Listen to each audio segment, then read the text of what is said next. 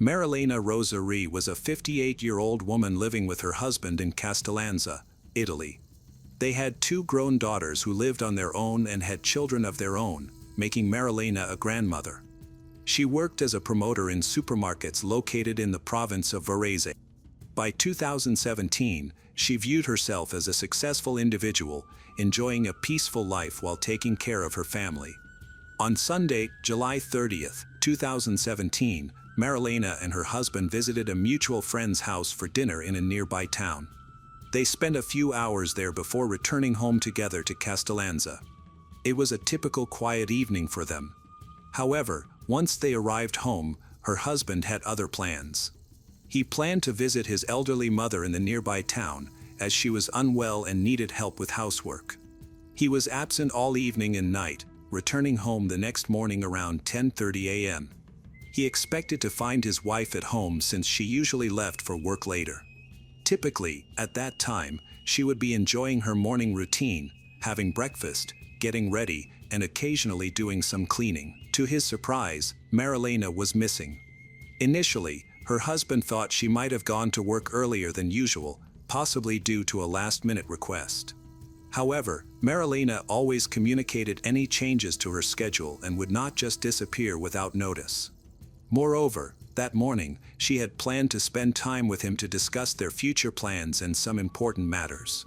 He started to feel anxious and tried to reach Marilena.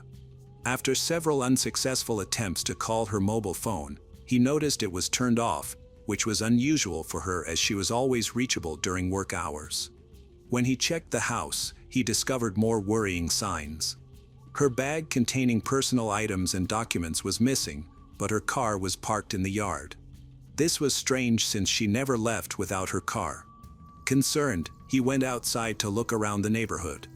He talked to several neighbors who were awake and working in their gardens, but none of them had seen or heard anything unusual. He also called his daughters, but they had not heard from their mother either. Marilena's phone still remained off. Feeling restless, he decided to contact the police. However, they informed him that they could not file a missing person report until 24 hours had passed. It was not until July 31st, when he returned to the police station, that his report was finally accepted and the search began. During this time, he couldn't get in touch with Marilena. He reached out to everyone who knew her, including her daughters, relatives, and colleagues, but no one had seen her. By the time the police acknowledged the report of her disappearance, the management and staff at the supermarkets were already worried because she hadn't shown up for work in 2 days. Marilena was known for her punctuality and reliability. She never missed a shift, so her absence raised great concern. The police interviewed all of Marilena's co-workers. They were shocked by her disappearance and found no indications that anything was wrong. No one was aware of any issues she might have been dealing with, nor did it seem like she had plans for a long trip or any reason to leave unexpectedly. The last person to see and talk to Marilena was her husband, making him the first person law enforcement wanted to question. Detectives interviewed him multiple times to understand what happened before her disappearance. They aimed to find out if the couple had any issues that might have led Marilena to leave or if anyone harbored ill will toward her. Her husband found these suggestions ridiculous and dismissed them, stating that their family had never been involved in crime or shady activities, and they did not have any enemies. Detectives interviewed Marilena's friends and found that they had no useful information. Her husband mentioned one concerning detail: the family was facing financial troubles, owing €10,000 to the bank. However, this lead seemed unhelpful since they were consistently making payments on the loan. He also provided documentation proving that both he and Marilena were fulfilling their financial obligations without issues. The police explored various possibilities, ranging from a voluntary disappearance to a potential crime, but after several days, they had no concrete answers. Meanwhile, Marilena had not used her phone or bank cards, raising concerns about her well-being, as it's difficult for anyone to survive long without money, a phone, or a car. A press conference was held to gather more information about Marilena's disappearance, and a television appeal was broadcasted to raise awareness.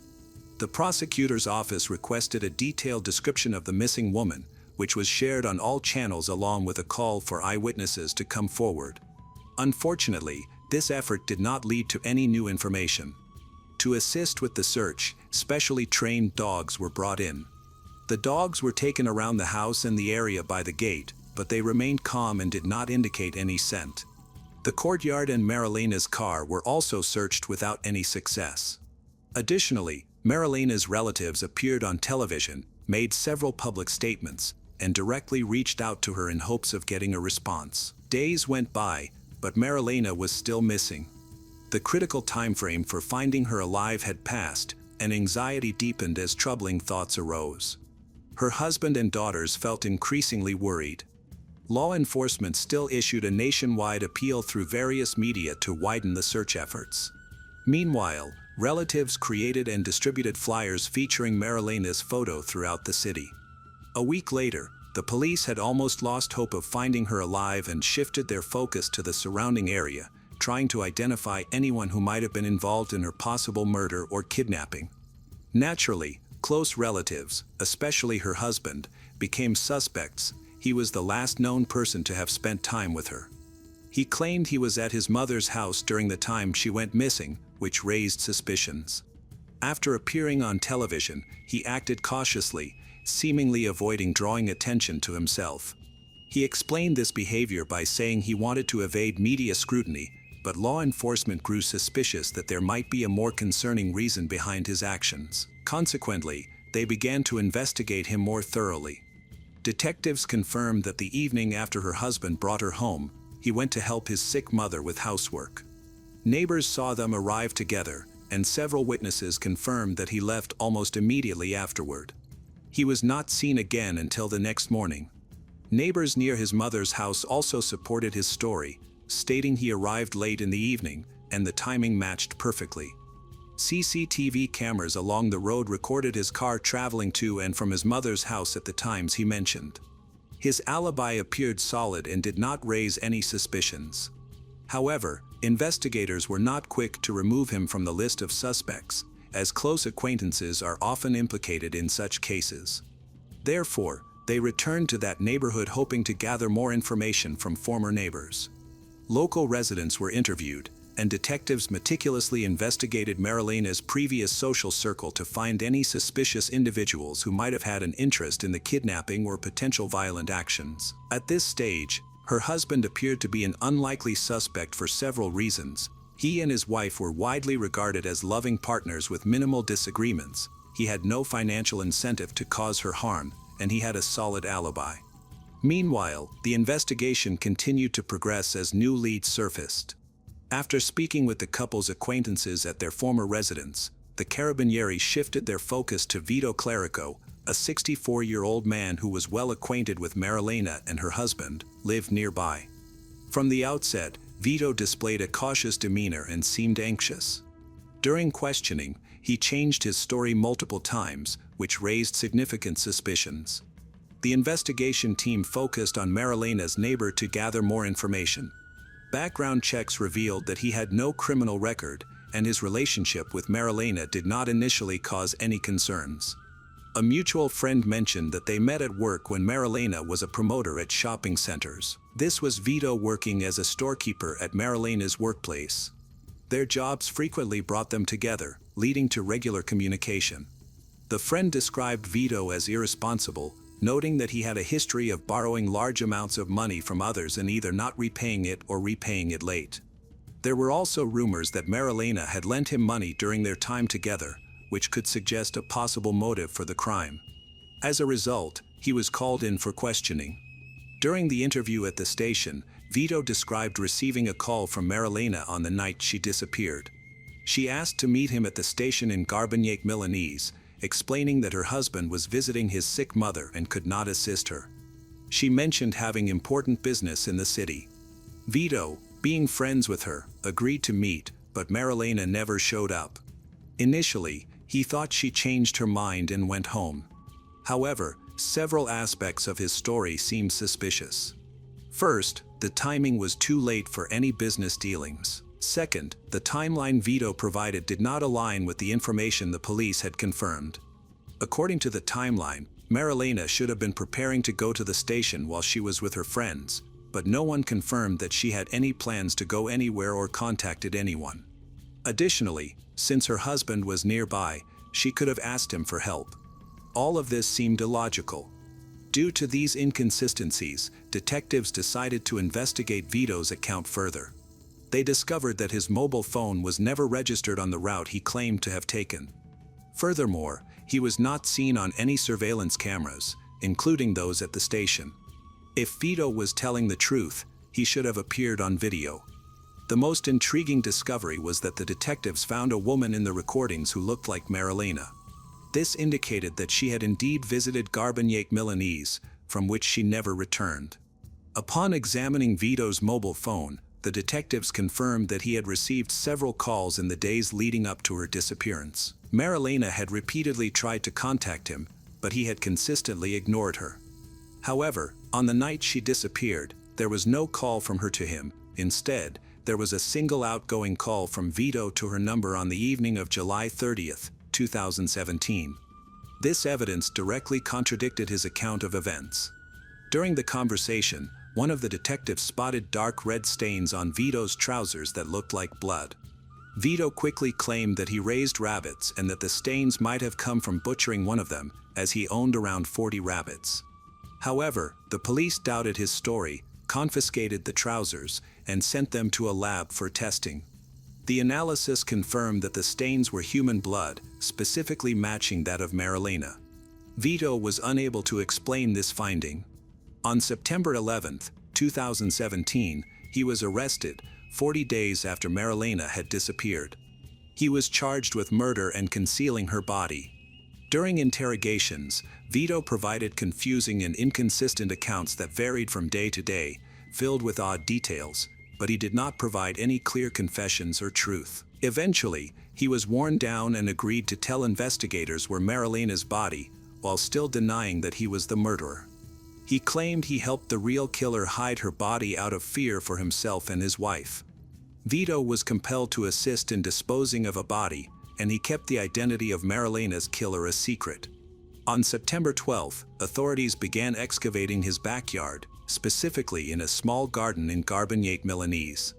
At the exact spot Vito indicated, they found a shallow grave approximately 40 centimeters deep. Inside, they discovered a decapitated body wrapped in multiple layers of polyethylene and placed in a bag, which was partially covered in concrete. The advanced decomposition of the remains and the missing head complicated the identification process. Although the clothing resembled Marilena's, there were no identifying features, like tattoos, scars, or fractures, to confirm her identity. As a result, identification needed to be made using dental records. In the meantime, police continued to search for the missing head. Vito, for unknown reasons, refused to cooperate with law enforcement. His behavior was quite unusual, leading them to suspect he might be feigning mental disorders to claim insanity during the trial and evade punishment for the murder. It was revealed that he had been diagnosed with minor mental health issues in the past and had taken medication, but he had recently stopped. Eventually, under pressure from detectives, Vito started talking again. He claimed that he not only helped hide Marilena's body but also beheaded her after the murder. He said a certain killer had ordered him to do this. The decapitation was a deliberate act to make identification more difficult. Vito stated that he had thrown the head in a dumpster. Given how much time had passed, it was likely that the head had already been taken to a dump outside the city, making it nearly impossible to find. However, the authorities were skeptical. Every claim he made needed to be verified. While interrogating Vito, the police also spoke with his family members. One of them mentioned that Vito owned several plots of land. He recalled seeing Vito heading toward one of the most remote plots the day after Marilena's disappearance. This plot was an abandoned field located between Garbagnac Milanese and the town where Marilena lived. The suspect owned property there but typically did not visit without a valid reason. The family members speculated that Vito might have gone to this isolated area to dispose of Marilena's head. Before beginning their search for the head, the police rechecked Vito's mobile phone. This allowed them to confirm that he had indeed traveled to that location, helping to narrow down the search area. A large search team was organized, which included specially trained dogs. The task was made more difficult by the thick growth of blackberries in most of the area. The team thoroughly searched the abandoned field. A few hundred meters from the road, they found a bag hidden in the bushes. It was the same bag that Marilena usually took with her for errands and shopping. Inside the bag was Marilena's head. On September 26th, the body was finally confirmed to be that of Marilena Ree, a 58-year-old woman who had been missing.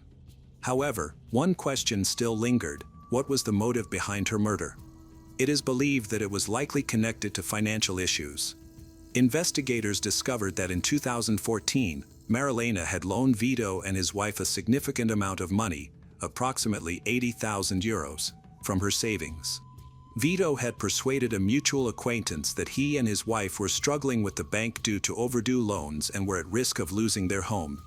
Trusting his word, Marilena lent him the money, believing he was honest. In the following years, Vito repeatedly delayed paying back the debt, relying on Marilena's patience and her lack of urgent financial needs. However, Marilena eventually needed the money and requested a quick repayment. When Vito failed to return the funds, she had to take out a bank loan, planning to pay it off as soon as she received her repayment from Vito. Despite her growing insistence on getting her money back, Vito still did not repay the debt. On that significant evening, after her husband went to visit his mother, Marilena likely chose to confront Vito about the money. It is unclear how she ended up in the nearby city. During their discussion, Vito refused to return the money, which prompted a violent reaction from Marilena. This led to a conflict that escalated into a fight. A forensic expert noted that before Marilena was beheaded, she was hit on the head with a blunt object at least 6 times. The specifics are hard to determine due to multiple fractures in her skull and facial bones. Additionally, the remains had deteriorated significantly, complicating the examination further. After the murder, Vito cut off his victim's head, buried the body in a shallow grave near his house, wrapped it in several layers of plastic, and partially covered it with concrete. He had only a small amount of building materials, which was insufficient to fully hide the burial site. He placed the head inside her bag, took it out of town, and threw it deep into the thorny bushes on his remote property, hoping it would never be discovered. Even though the reconstruction of the events was supported by various pieces of evidence, Vito did not confess to the crime. Searches of his house and car found traces of blood and indirect evidence suggesting that he was not alone in committing the crime. Unfortunately, not all details could be uncovered. Vito completely denied any involvement of his wife or anyone else, claiming that a third party was responsible but refusing to identify them. After several interrogations, he ultimately took the blame for the crime. Vito's defense attorney claimed that his confession was coerced, noting that he had been questioned at least 10 times and believed his rights were violated. Initially, he only admitted to hiding the remains but did not confess to murder. However, he later claimed to have killed Marilena. Eventually, his story changed again, and he denied everything. The lawyer suggested that someone else must have committed the crime, indicating the possible involvement of a third party. However, this theory could not be supported by witnesses or the evidence gathered. Without any solid leads on the identity of this mysterious person, the idea was dismissed. All of Vito's inconsistent statements, which raised suspicions among investigators, were attributed to an effort to protect his wife. The next step focused on Vito's mental state. Psychiatric evaluations were performed, which found no significant issues. The prosecution claimed that the concealed body, beheading, and the discarded bag far from the city pointed to premeditated murder, a well-planned crime. It was clear that the defendant had intentionally lured the victim into a trap. However, despite the strong arguments and evidence, Vito cleverly kept altering his story, apparently aiming to confuse the investigation. In a desperate attempt to defend himself, Vito tried to argue that the prosecution was biased against him. His lawyer suggested this was to make him a scapegoat and resolve the case quickly. The accused also mentioned having amnesia, which he said prevented him from remembering the days surrounding Marilena's murder. He ultimately confessed to hearing voices of demons that had tormented him for years, leading him to kill Marilena. However, these claims were disproven through investigations, and multiple witnesses stated they had never seen him exhibit signs of mental illness. Throughout the investigation, Vito remained calm and did not show signs of significant stress, which is uncommon for someone with mental health issues. The only medical condition identified in him was epilepsy, but he experienced seizures very rarely. Even if they happen more frequently, aggressive behavior is not typical for those with epilepsy. Detectives were intrigued by Vito's desperate attempts to shift the focus away from his wife. From the start, she appeared to be a potential accomplice in the murder. Investigators viewed her as more dominant and assertive than Vito, leading them to suspect she might have been the mastermind behind the crime. As they dug deeper, they uncovered more compelling information. Marilena was not the only woman deceived by Vito. He frequently borrowed large amounts of money from relatives, friends, and colleagues, ranging from 30,000 to 100,000 euros, to finance the construction of his house. This project became an obsession for both Vito and his wife, who had long dreamed of building a grand villa. To achieve their goal, they took on significant debts and loans, often borrowing again just to make payments and delay the associated issues of non-payment. By the time Marilena was murdered, they were under immense pressure from creditors.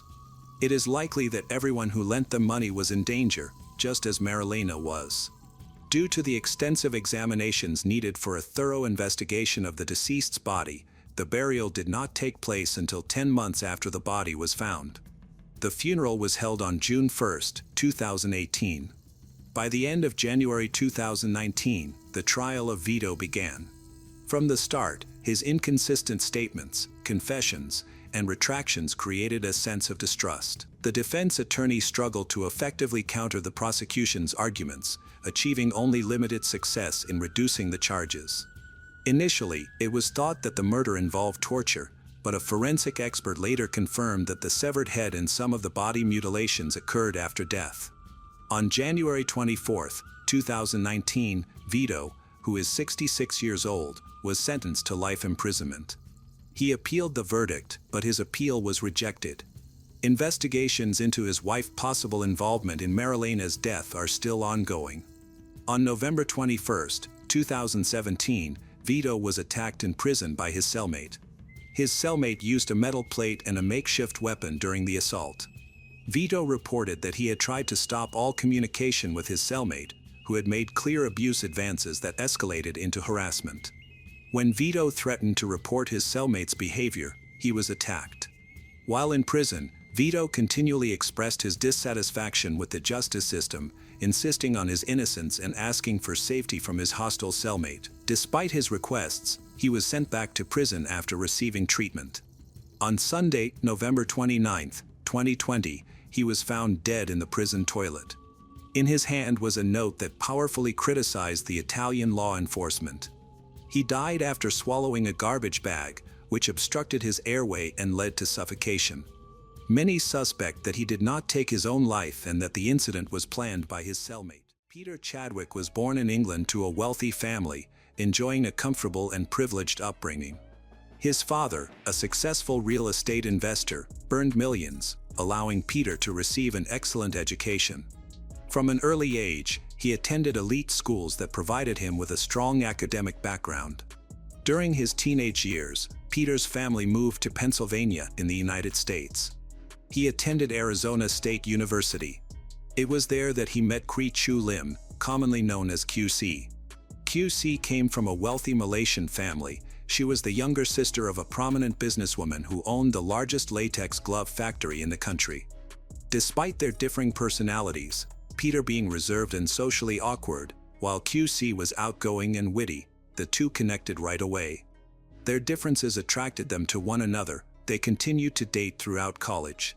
Peter was often seen as hard to understand and get close to. In contrast, QC was recognized for her engaging nature. She brought energy to gatherings and had a knack for making others laugh. Eventually, Peter and QC got married. They settled in Newport Beach, California, an area known for its wealthy residents and opulent mansions. They blended seamlessly into the community, driving luxury cars and wearing designer outfits. Their lifestyle was one of comfort and wealth, surrounded by others who shared similar values. While Peter took care of his father's properties and spent a lot of time at home, QC managed the household and cared for their growing family. QC was a dedicated mother who wanted the best for her 3 sons.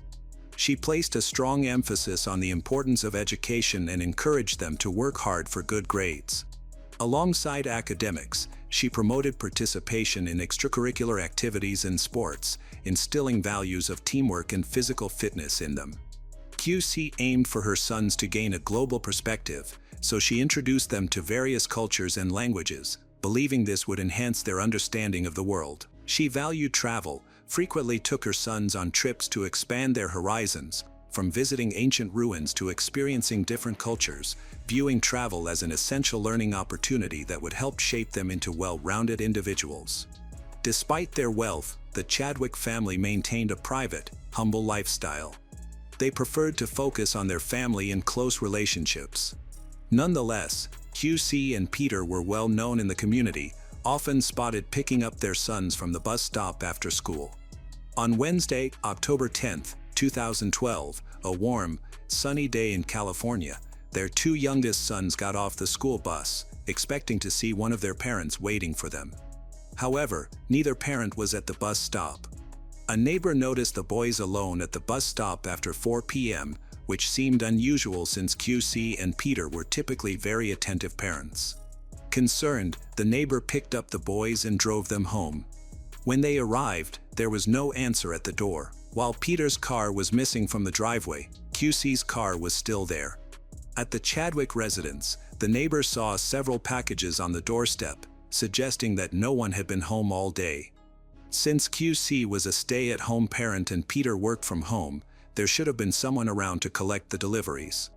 Growing more worried, the neighbor decided to act. She took Peter's sons back to her home and contacted the police to request a welfare check at the Chadwick residence. The officers arrived at the Chadwick home in Newport Beach. Upon their arrival, they thoroughly examined the outside of the residence and noticed there were no signs of forced entry. The officers found themselves in the living room, which appeared meticulously clean. The carpet was adorned with very distinct vacuum lines, indicating it had been recently vacuumed. As the officers walked around the house, they saw family photos depicting what appeared to be a typical happy family. Moving on to the kitchen, the officers noticed a meal being prepared but left unfinished. It was as if the person making the meal had vanished. The utensils and ingredients were scattered, indicating that the dish had been interrupted abruptly. After finding no leads downstairs, the detectives proceeded to climb the stairs of the Chadwick residence. Upon entering the bedroom of QC and Peter, the officers discovered signs of violence. The bathroom floor rug was bunched in a corner of the room, there was a broken vase on the edge of the tub, and blood was evident.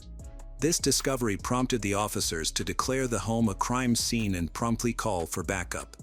As crime scene investigators arrived at the Chadwick residence, they immediately noticed that a safe in QC and Peter's bedroom had been opened, its contents were missing. This discovery led the detectives to believe that money and important documents were potentially stolen. The empty safe further intensified their suspicion regarding the couple's whereabouts. Without concrete leads, detectives contacted various institutions, including hospitals, jails, and the coroner's office. They conducted a thorough search to determine if anyone matching QC and Peter's description had been admitted or taken into custody. However, their efforts yielded no results, raising even more concerns about the fate of QC and Peter. On October 11, 2012, the San Diego Police Department received a distressing phone call from Peter Chadwick. He claimed he was calling from an Arco gas station approximately 100 miles from the Chadwick residence in Newport Beach. During the call, Peter exhibited erratic behavior and rambled incoherently. He stated that on October 10th, he had hired a man named Juan to give an estimate on a painting job at his home. Peter explained that he had come across Juan while checking out an apartment complex he managed. When Juan went upstairs to assess the walls for potential painting work, Peter remained downstairs, working on his computer. While engrossed in his work, Peter suddenly heard his wife, QC, shout his name from the upstairs master bedroom. Instinctively, he rushed upstairs to find Juan strangling QC in the bathtub while also holding her underwater. Panicked, Peter attempted to intervene, but Juan pulled out a Swiss Army knife and kept him at bay, continuing the assault on QC. Peter stated that an altercation between him and Juan ensued, but QC was already dead. After QC died, Peter claimed that Juan coerced him into wrapping her body in a green comforter, and then both of them carried QC's body into the back of Peter's Lexus. He alleged that Juan forced him to drive around Southern California with QC's body in the back seat. According to Peter, he was pulled over by a patrol officer from the California Highway Patrol, but the officer let him go. He claimed he drove with Juan and QC's body for about 4 miles away from the Mexican border to the Arco gas station. At this gas station, Juan contacted a friend. When she arrived, they transported QC's body into a van and fled the scene, leaving Peter behind at the gas station. While on the phone with the dispatcher, Peter stated that he believed Juan and his friend were heading in the direction of Mexico, where they planned to dismember and dispose of QC's body. Police officers met Peter Chadwick at the Arco station and brought him into the police department for an interview. During the interview, the detectives noted several concerning details. Firstly, Peter was covered in scratches all over his body, suggesting that an altercation had taken place. Additionally, the detectives observed a human bite mark on Peter's forearm, which further raised suspicions. When questioned about the alleged events surrounding his wife's disappearance, Peter displayed no emotion. This unusual lack of emotion contributed to the detectives' suspicions. Furthermore, Peter showed no concern for his children during the interview. He did not ask about them or express concern for their safety or well-being, which was yet another red flag for the detectives. With Peter in custody, the detectives went back to the Chadwick home to continue their investigation. When they arrived, they saw that the walls had recently been painted. This finding confused the detectives because it contradicted Peter's statement that he had hired Juan to give a painting estimate. If the house had already been painted, why would he need an estimate? This inconsistency made the detectives more skeptical about Peter's account and prompted them to look for further evidence to support his claims. The Chadwick family lived in a gated community with a guard and video surveillance, which provided the detectives with useful footage. One clip from October 10th at 1:30 p.m. showed Peter Chadwick's car leaving the property. However, they couldn't tell if Juan or QC's body was in the car. Additional footage showed Peter's vehicle passing through a toll booth on the freeway, indicating that there might have been only one person in the car. This mismatch with Peter's original story increased the detectives' suspicions. The detectives interviewed a California Highway Patrol officer who stopped Peter Chadwick on October 10th. The officer confirmed that Peter was alone in the vehicle during the stop. Along with video evidence, the detectives found a handwritten letter from a person named QC and some alarming Google searches made by Peter, including one that read, "How to torture." When detectives examined QC's medical records, they discovered she had recently been diagnosed with intimate transmitted diseases. It turned out that Peter had been having affairs and not using protection, which led to him bringing these diseases home to QC. During the investigation, several of QC's close friends provided information, revealing that QC had discussed the possibility of divorce with them, but Peter opposed the idea. QC's friends suggested that Peter would never agree to a divorce, as it could jeopardize his financial security. QC had access to considerable wealth, and in the event of a divorce, Peter risked losing that access. On October 11, 2012, Peter was arrested and charged with his wife's murder. He pleaded not guilty and maintained his innocence throughout the trial. A week after his arrest, Peter's lawyer contacted the detectives, saying that Peter was willing to reveal where QC's body was located. Peter claimed that the body was in South San Diego, specifically in Wildcat Canyon, a remote area. He also mentioned that the body could be found in a dumpster nearby. After receiving the information, crime scene investigators quickly went to the designated location. When they arrived at Wildcat Canyon, they examined the dumpster that Peter had mentioned. Inside, they found several items belonging to QC, including her purse, identification card, and a significant amount of cash totaling $20,000. They also noticed a green comforter in the dumpster. Upon closer inspection, they found arms and legs inside, leading them to conclude that these were part of QC's remains. An autopsy conducted at the medical examiner's office confirmed the deceased was QC and determined that the cause of death was strangulation. Although Peter Chadwick was charged with this serious crime of murder, the judge set his bail at $1 million. This decision was based on Peter's lack of a criminal history and his strong ties to the community through his 3 sons. Conditions attached to his bail included surrendering his passport, preventing him from leaving the country, and prohibiting any contact with QC's family. While Peter was released on bond, he stayed with his father in Santa Barbara. During this period, he consistently attended his court hearings and tried to bond with his 3 sons. However, the reality was that he was actually planning to escape. The detectives were unaware that Peter had emptied his safe deposit box and taken out multiple cash advances on his credit cards. When Peter went missing, a large search was initiated to find him. His wealth complicated the detectives' efforts. They later reached out to the U.S. Marshals for help, hoping their resources would prove useful. By reviewing airport footage, detectives learned that Peter had taken a cab to Santa Barbara Airport. After arriving, he stayed at the airport briefly before leaving again. They also managed to secure footage of the cab that picked him up and took him to an unknown location. To learn more about Peter's possible whereabouts, detectives conducted a detailed search of his home in Santa Barbara. They found a large collection of books and DVDs related to Canada, as well as guides on living a life on the run. From this evidence, the detectives inferred that Peter was likely trying to reach the Canadian border with plans to enter Canada. Their suspicions were strengthened by comments from Peter's sons, who said their father had told them he intended to go on the run. Peter mentioned his desire to cross into Canada and find a low-paying job to save money, with the aim of eventually reuniting with his sons. For 3 years, the U.S. Marshals followed leads about Peter being seen in Canada, but every effort led to a dead end.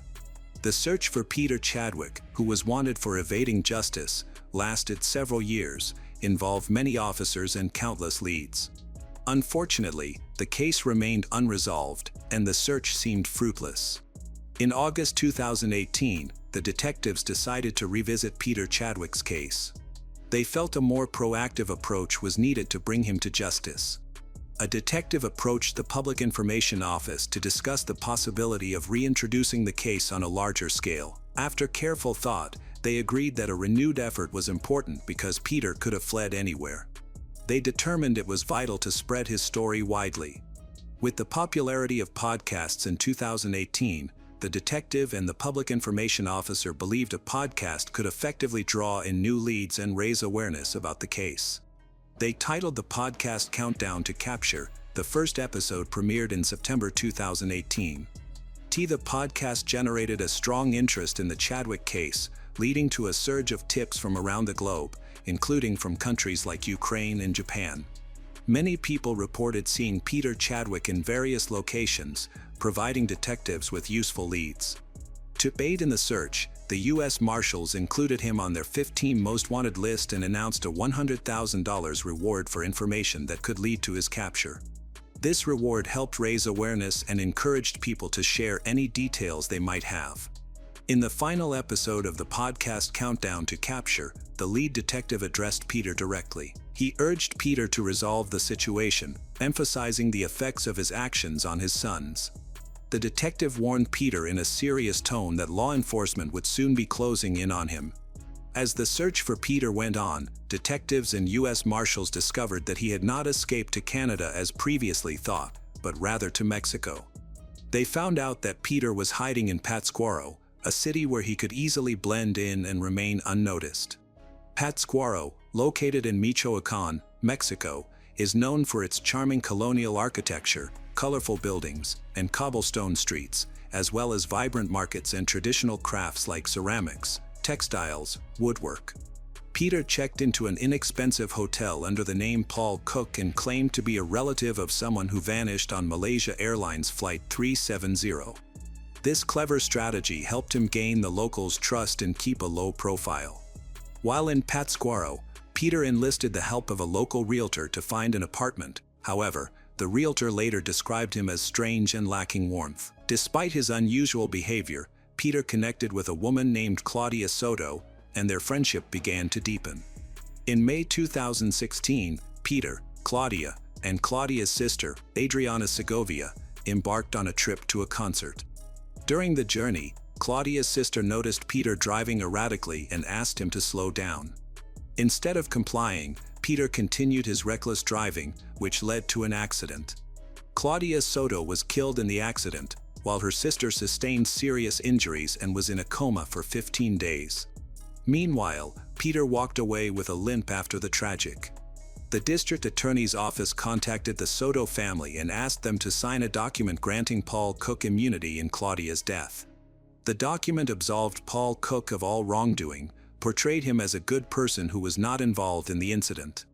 Faced with the immense distress caused by Claudia's death and the suffering of her sister, the family agreed to sign the papers without asking questions. However, after settling the initial shock and grief, they realized they had made a huge mistake. Unfortunately, by then it was too late. Peter Chadwick, the main suspect in the case, had fled. As the search progressed, the U.S. Marshals discovered that Peter was in Valle de Bravo, a small and picturesque town in the Mexican state. This town is famous for its beautiful scenery, clear lakes, and lush forests. After seeing a report about the investigation aired on television, Peter became scared. 2 hours later, when his iPad unexpectedly stopped working, he feared that the marshals had tracked him down. In a panic, he quickly left Valle de Bravo and traveled to Cholula. Cholula is one of the oldest continuously inhabited cities in the world, with a history that spans thousands of years. It boasts a rich cultural heritage and is well known for the Cholula Pyramid, which is named after the town. Cholula also features traditional music and dance, characterized by colorful costumes and energetic performances. In August 2019, detectives received the tip that helped the U.S. Marshals track down Peter. Within 24 hours, they located and arrested him. He was extradited to the U.S. to face charges for the murder of his wife. In a phone call with his eldest son, Ben, after his arrest, Peter expressed remorse and apologized to his sons. Peter Chadwick pleaded guilty to second-degree murder in February 2022 and was sentenced to 15 years to life in prison. Matt Murphy, a former Orange County prosecutor, said Chadwick will serve a minimum of 12 years in California State Prison before he is eligible for parole. On April 27, 2024, the quiet community of Myrtle Beach, South Carolina, was shaken to its core by the devastating death of 30-year-old Micah Miller, a vibrant and ambitious woman who was found dead in Lumber River State Park, North Carolina. She had been married to a local pastor, John Paul Miller, for nearly 7 years. However, the picture-perfect facade of their relationship hid a much darker truth. What secrets lay hidden within Micah and John's marriage? How could a man of God allegedly commit such a profound betrayal of trust? Micah and John first crossed paths when she was just 14 or 15 years old, as she and her family began attending the Solid Rock Church in Myrtle Beach, South Carolina.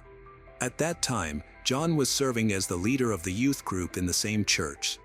Despite the significant age gap, John was 28 years old when he first met Micah. The two developed a friendship.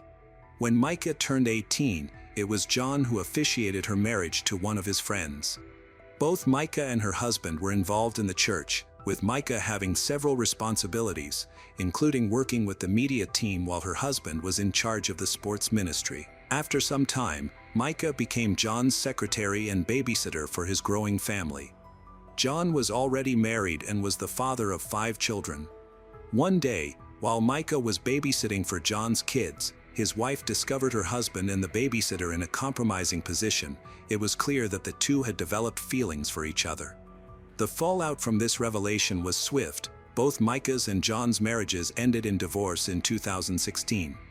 Just 2 years later, the 23-year-old Micah found herself thrust into a new role as the stepmother to John's 5 children, becoming the pastor's wife.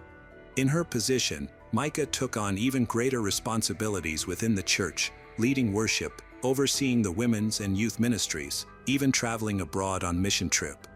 Her dedication to her faith and the congregation was evident, but the true nature of her relationship with John remained shrouded in darkness. As Micah's role within the Solid Rock Church grew, so did the allegations of abuse and manipulation that she endured at the hands of her husband. According to Micah's own sworn affidavit, she was subjected to a torrent of mistreatment, including emotional, spiritual, financial, and even physical abuse throughout her marriage. Micah's family and friends would later come forward with harrowing details of the torment she faced, alleging that John had hacked into Micah's personal accounts, sending messages designed to discredit her. Despite the overwhelming control John exerted over Micah, she refused to be cowed. In January 2023, Micah made the courageous decision to separate from her husband, taking the first steps toward reclaiming her freedom.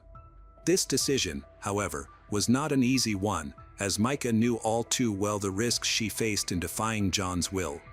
Just months later, in October, Micah filed for divorce, determined to break free from the shackles of her abusive marriage. This bold move was undoubtedly a testament to Micah's strength and resilience, as she faced the daunting prospect of rebuilding her life in the wake of the trauma she had endured. Micah's choice to leave John came at a significant cost.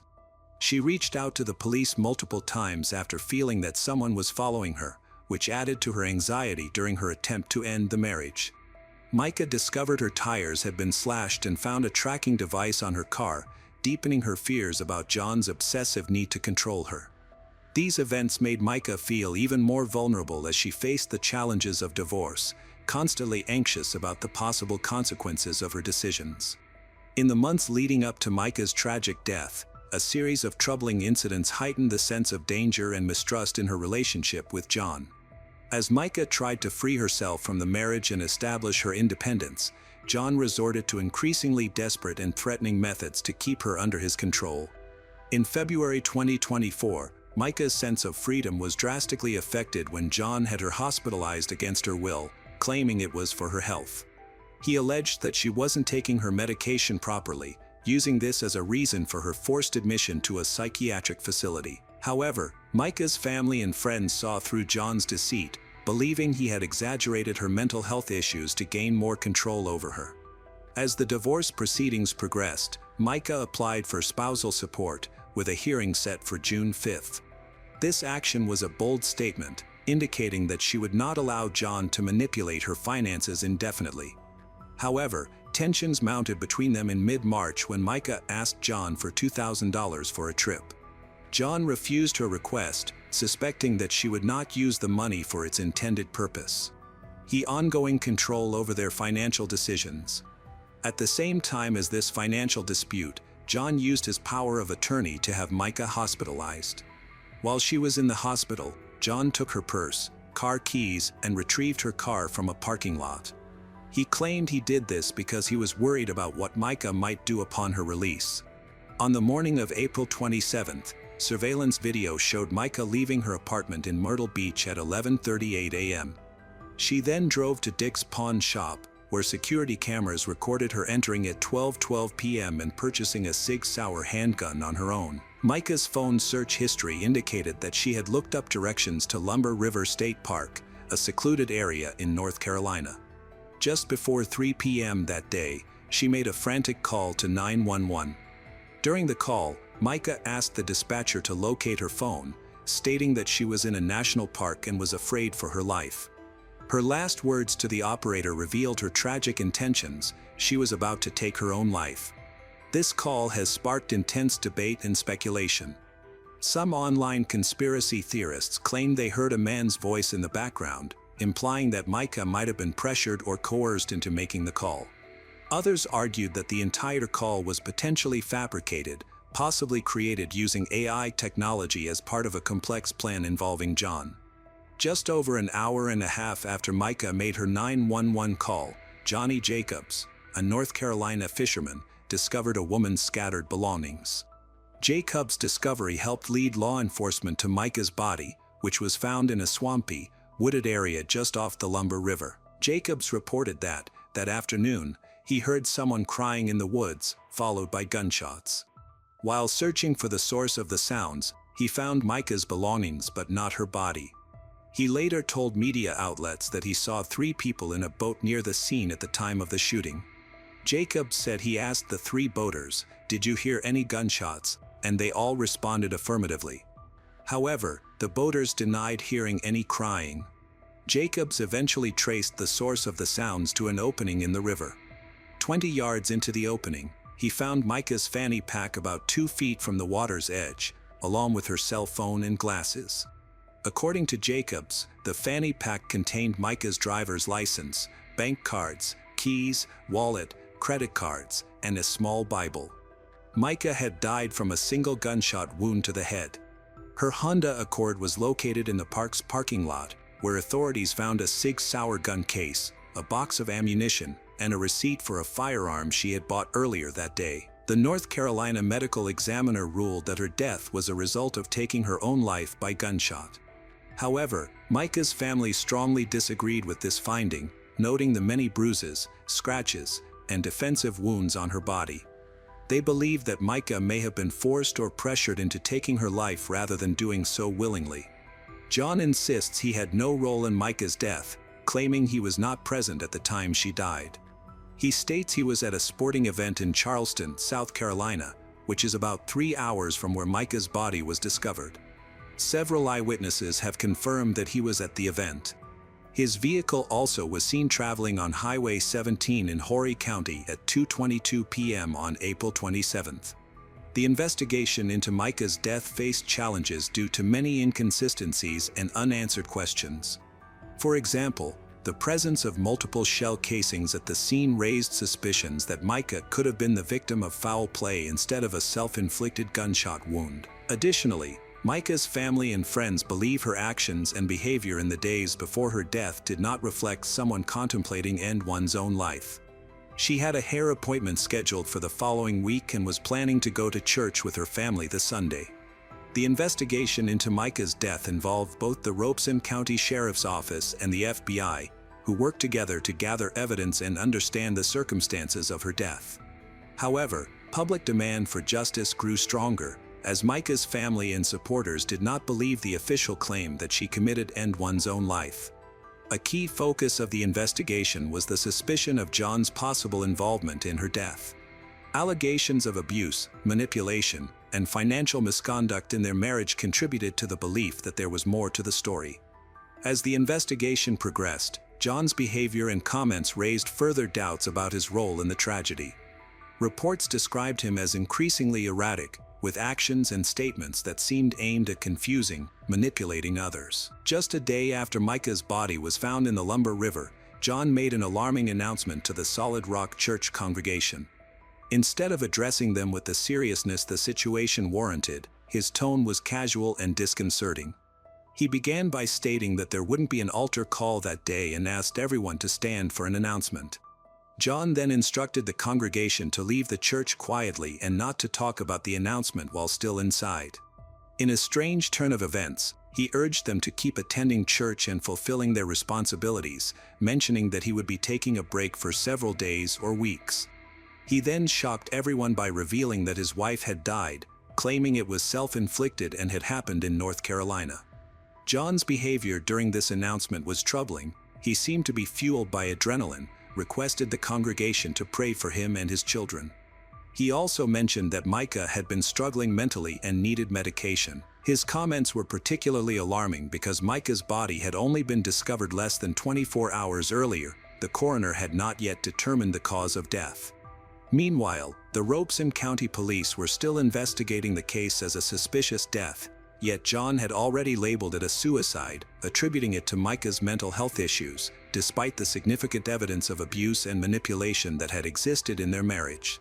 John denied any wrongdoing, asserting that the allegations of abuse were untrue and that he never harmed Micah. However, Micah's family and friends saw through his claims and refused to believe him. After Micah's death, John's actions raised further alarm. He insisted on immediate cremation and would not allow her family to see her body unless they complied with his demands. Adding to the growing suspicion, John hired a lawyer and sent letters demanding an end to the accusations against him. These letters contained subtle threats, implying that he wanted to silence anyone who questioned his role in Micah's death. As more details about John's behavior came to light, the public's call for justice intensified. Micah's family, friends, the surrounding community demanded answers and urged authorities to take action against those responsible for her death. As the investigation into Micah's death progressed, the FBI and U.S. Attorney's Office became involved, bringing their resources and expertise to the case. However, it was unclear which specific areas the federal authorities were investigating. Micah's family expressed significant concerns about the autopsy, particularly because there was no information regarding gunshot residue. They also questioned why the authorities had not conducted these tests.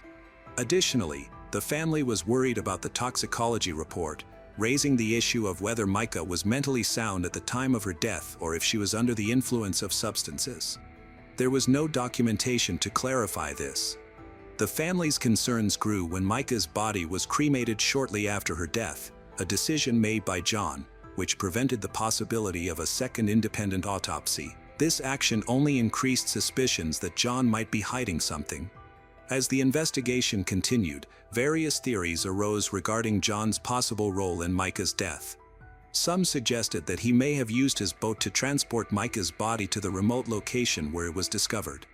Security footage from the pawn shop where Micah bought the gun also faced scrutiny, with some believing that the timestamps were altered to support a specific narrative. Additionally, the fact that John had been reported to the police for transferring church funds into his personal account raised further suspicions about his motives and integrity.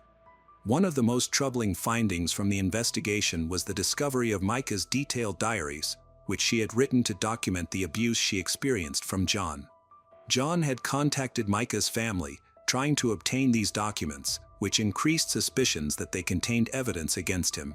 Micah's family stated that these diaries now belonged to Micah's sister, Sierra Francis, who was appointed as the special administrator of Micah's estate. The diaries are considered crucial evidence in the ongoing investigation, as they are expected to clarify the true nature of John and Micah's relationship and the circumstances leading to her tragic death. Micah's family and friends strongly believe that John's abusive behavior, manipulation contributed to her decision to take her own life. They highlighted the numerous police reports she filed, which detailed her fears for her safety and the harassment she suffered at John's hands. Additionally, allegations of multiple affairs and financial misconduct further reinforced the perception that John was a man driven by his own desires and willing to go to great lengths to maintain control over others. The tragic death of Micah Miller sent shockwaves through the community, led to various reactions and consequences.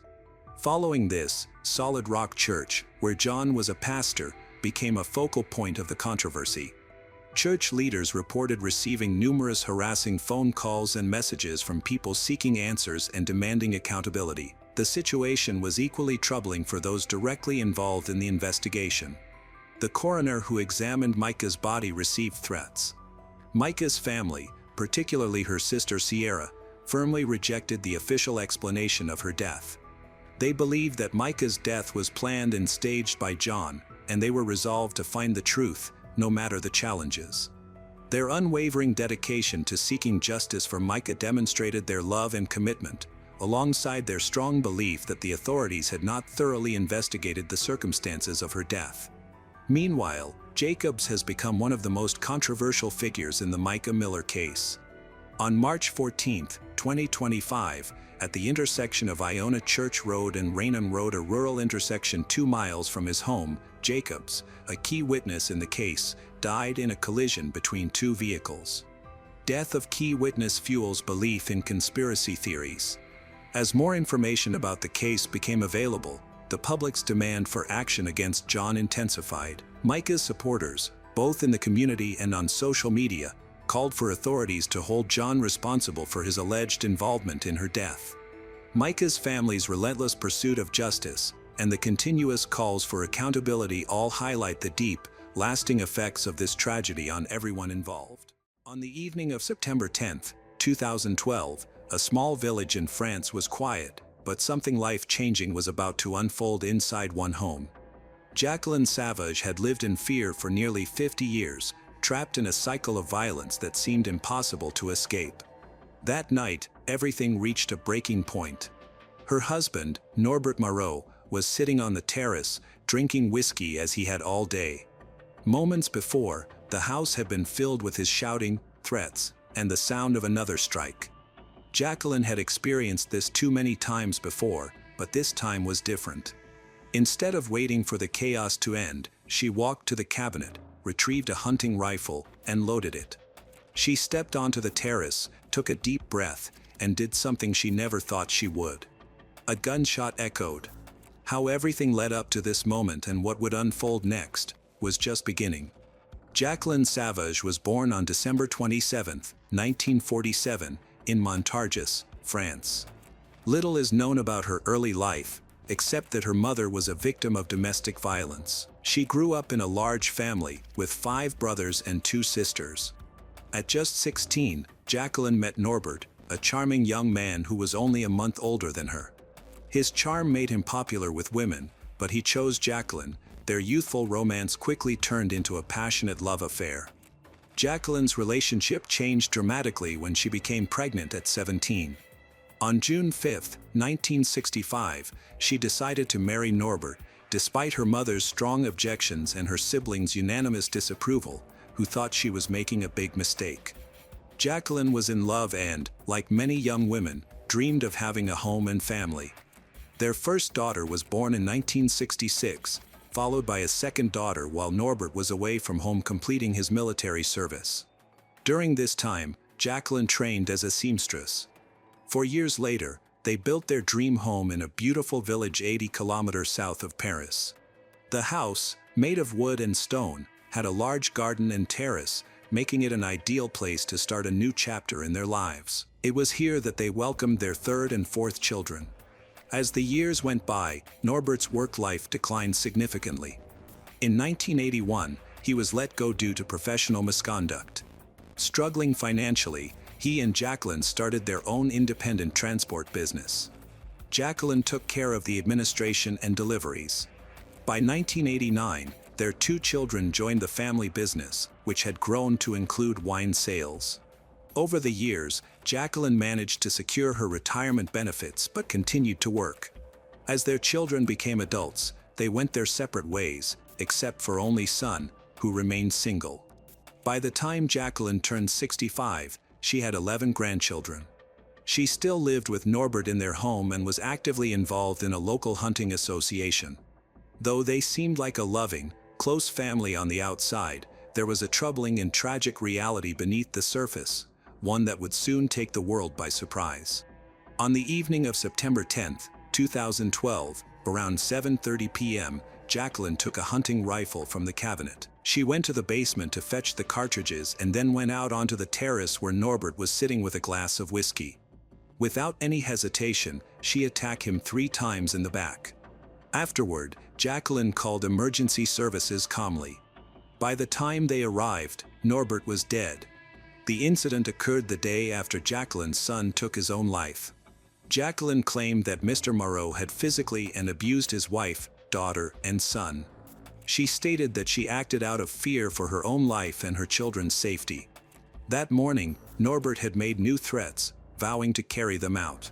Jacqueline claimed that the attacking was the end of 47 years of constant domestic abuse, which had not only ruined her life but had also left lasting wounds on their children. During her initial court appearance, Jacqueline described how she first recognized Norbert's true character, characterized by violent outbursts. The first time he hit her was after a dinner party at a friend's house, where she had received compliments about her appearance. Out of nowhere, he struck her hard across the face, leaving her shocked and speechless. As time went on, the physical violence, abuse, and verbal attacks became part of her everyday life. Their children were all affected, with her son bearing the brunt of his father's psychological cruelty. Norbert would belittle, humiliate, and break him down mentally. The daughters suffered even more. 2 of them were subjected to their father's abuse. Whenever Norbert lost his temper, he would lash out indiscriminately. The girls learned to stay silent, endure the pain, and hope it would end quickly. The violence started with slaps and gradually intensified to cruel insults, severe beatings, and acts of humiliation. At one point, he struck Jacqueline with a motorcycle helmet, leaving her with a permanent scar on her forehead. For nearly 50 years, Jacqueline lived in suffering. In her testimony, Jacqueline initially excused Norbert's behavior, attributing it to his tough childhood. She hoped they would eventually become a normal, loving family. But as time went on, the violence became commonplace, and fear of retaliation kept her silent. Their daughter, Fabienne, tried to break this silence. As a teenager, she ran away and reported to the police that her father had abused her. However, instead of taking action, the police officer merely warned Norbert. Fearing the repercussions, Fabienne felt compelled to withdraw her statement, leaving her father unpunished. This enraged him even more. Jacqueline, meanwhile, was terrified of what would happen to her and her children if she left, especially since she had no financial independence. All their bank accounts were in Norbert's name. She felt trapped and reflected, what would she have done with 4 children? She stayed to protect them. Jacqueline felt trapped in her situation. Norbert controlled not only their home but also isolated her from her family. Her parents and siblings had distanced themselves, refusing to intervene, and she had lost all her friends. The only people she interacted with were those in Norbert's tightly knit circle. There was a dark time when she considered ending her life. Most days, she just endured the abuse, waiting for it to stop. However, the night she killed Norbert was different. She noticed something unsettling in his eyes and a menacing tone in his voice that deeply scared her. In that moment, she could vividly imagine her children lying lifeless in front of her, same her son had been. On that day, he stormed into the bedroom, slammed the door, and threatened her, saying, "This time, he'll finish she off." Then he forcefully grabbed her, dragging her through the kitchen, into the hallway. He physically assaulted her and yelled that he would kill her children, whom he called the brats, and that he would also kill her. In that moment, something inside her broke. Earlier that day, they had argued about business. Norbert had started drinking around 11 a.m. and became increasingly irritable as the day went on. At one point, Jacqueline had locked herself in the bedroom to rest, taking some sedatives. By 7:30 p.m., he burst into the room, slapped her hard across the face, and insulted her, calling her lazy and demanding that she prepare dinner. After that, he poured himself another drink. He sat outside on the terrace, vowing to eliminate them all. Jacqueline remembered standing there, tasting the blood from her lip after his latest attack. She closed her eyes and pulled the trigger. The preliminary investigation revealed an injury on her lip, but no other significant signs of violence on her body.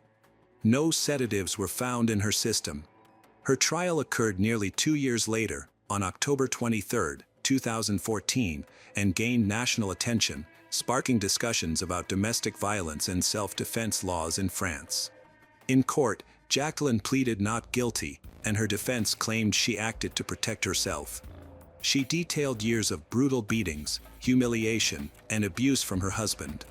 The judge persistently questioned her about why she never reported the abuse to the authorities. Jacqueline explained that she remained silent to survive. She understood that revealing the truth would lead to unbearable consequences. She shared her feelings of fear, shame, and the constant control Norbert had over her life. She recalled how she had often waited for his angry outbursts to subside, for her injuries to heal, and for the day she could finally escape. Finally, her son's death became unbearable for her. Journalists at the trial noted that she seemed distant and withdrawn, often going silent when the court questioned her. Jacqueline stated that they feared Norbert, and despite some complaints from his victims, nothing ever changed. Her 3 daughters also testified in court. The youngest, who experienced both physical and emotional abuse since she was 16, described her father as a monster. They all confirmed that Norbert had a volatile relationship with their brother, often resulting in physical fights. Their testimonies were crucial in revealing the ongoing cycle of abuse in their family and the desperation that led their mother to take action. Neighbors who testified described Norbert as a violent and intimidating individual. One woman candidly expressed her relief at his death, stating that Jacqueline had done them all a favor. A longtime friend of the couple characterized Norbert as impulsive and aggressive, frequently erupting in anger. After a challenging 5-day trial, Jacqueline's lawyers, who specialize in domestic abuse cases, argued for a broad interpretation of self-defense. They sought her complete exoneration, highlighting that she had suffered psychological and physical abuse for long time. They argued that she was well aware of Norbert's capacity to follow through on his threats. In contrast, the prosecution maintained that this was not a genuine case of self-defense, pointing out that Norbert had been shot in the back and that several minutes had elapsed since his last attack. They sought a 14-year prison sentence. On October 28, 2014, Jacqueline was convicted and sentenced to 10 years in prison. The judges criticized her for not showing remorse, arguing that she portrayed herself as a victim instead of expressing regret. They referenced French law, which states that self-defense must be an immediate and proportional response to an unjust attack. The verdict led to widespread outrage throughout France, with thousands protesting in support of Jacqueline. Demonstrators condemned the court for not understanding the realities of domestic violence and coercive control. Following the trial, Jacqueline unintentionally became a symbol in the fight against gender-based violence. Her case sparked a national discussion about the prolonged suffering of victims in abusive relationships. A support committee was quickly established, gaining backing from the mayor of Paris, environmental activists, and left-wing politicians. Some women held a dramatic protest outside the prison where Jacqueline was incarcerated, they wearing flower crowns while they began symbolically digging a tunnel, as if trying to free her. Jacqueline's lawyers worked hard to secure her early release. The strong public support greatly encouraged her. Despite suffering from bronchitis and chronic back pain, she was touched to see the first protest in her honor. In August 2015, a local court in Melun denied her request for parole, claiming she had not expressed enough remorse. However, due to continued public pressure, a second hearing was held on December 3, 2015. Her daughters campaigned vigorously for her freedom, emphasizing that she had endured a lifetime of mistreatment and did not deserve to spend her final years in prison. Nonetheless, the Paris Court of Appeals upheld the original sentence. Their only remaining option was to seek a reduction of her sentence. Public outrage over Jacqueline's conviction was so strong that it caught the president's attention. On December 22, 2016, Jacqueline's daughters arranged a meeting with the then-president to ask for his help in securing a pardon for their mother. Just 2 days later, he granted a partial pardon using a rarely invoked constitutional power. He urged the courts to impose the minimum sentence possible, which resulted in a reduction of her prison term by 2 years and 4 months. A petition launched on Change to ask the French president to pardon Ms. Savage gathered 435,971 signatures. On February 26, 2017, a French television program called September à Huit received an extremely high viewership of 5 million people due to a segment describing Jacqueline Savage. In addition, politicians spoke out in support of Ms. Savage, forming a support committee, including Anne Hidalgo and Jean-Luc Mélenchon. After the presidential pardon was announced, a major debate broke out among lawyers and criminal law experts about whether the rule of law was respected. Their view was that the media had overturned 2 consecutive court decisions by influencing the public, who then pushed for the presidential pardon. Jacqueline's newfound freedom lasted exactly 4 years. She passed away in her home on July 23, 2020, at the age of 72, after being diagnosed with a terminal illness. To this day, she remains a significant figure in France's history, remembered as both a victim of extreme domestic abuse and a catalyst for change in the country's legal system. Laurie K. Soares Hacking was born on December 31, 1976, and was adopted by Thelma and Iraldo Soares. They formerly lived in Fullerton, California. Iraldo is a Spanish and Portuguese teacher at Sunny Hills High School and a native of Piracicaba, Brazil. He met Thelma while they were both serving as missionaries for the Church of Jesus Christ of Latter-day Saints in Rio de Janeiro. Laurie's parents divorced in 1987. Thelma and Laurie moved to Orem, Utah the following year. In Orem, she attended Orem High School, where she was known for her organizational skills, determination, and vibrant personality.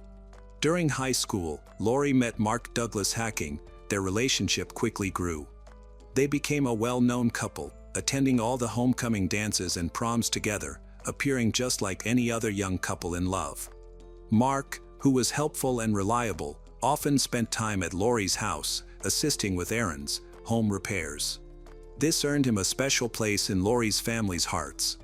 Laurie's brother jokingly felt jealous, as Mark received more attention from their mother and Laurie than he did. However, Laurie's family genuinely appreciated Mark's kindness and support. Lori and Mark's youthful romance blossomed into a strong relationship, leading to their marriage on August 7, 1999.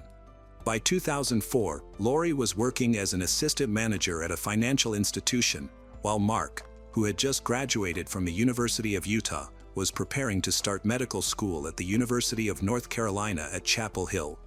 Mark's decision to pursue medicine was expected, as he came from a well-educated family with several doctors, including his father and brothers, while another brother worked in government. In the summer of 2004, Lori and Mark planned to move to North Carolina. Lori, who was pregnant, was excited about the relocation, as was her mother, Thelma, who was eager to become a grandmother.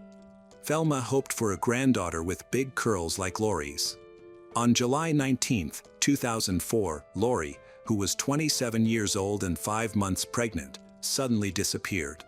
At around 5:15 a.m., she went for her usual jog at Memory Grove Park and City Creek Canyon before heading to work in Salt Lake City. When she did not return that afternoon, her boss contacted Mark.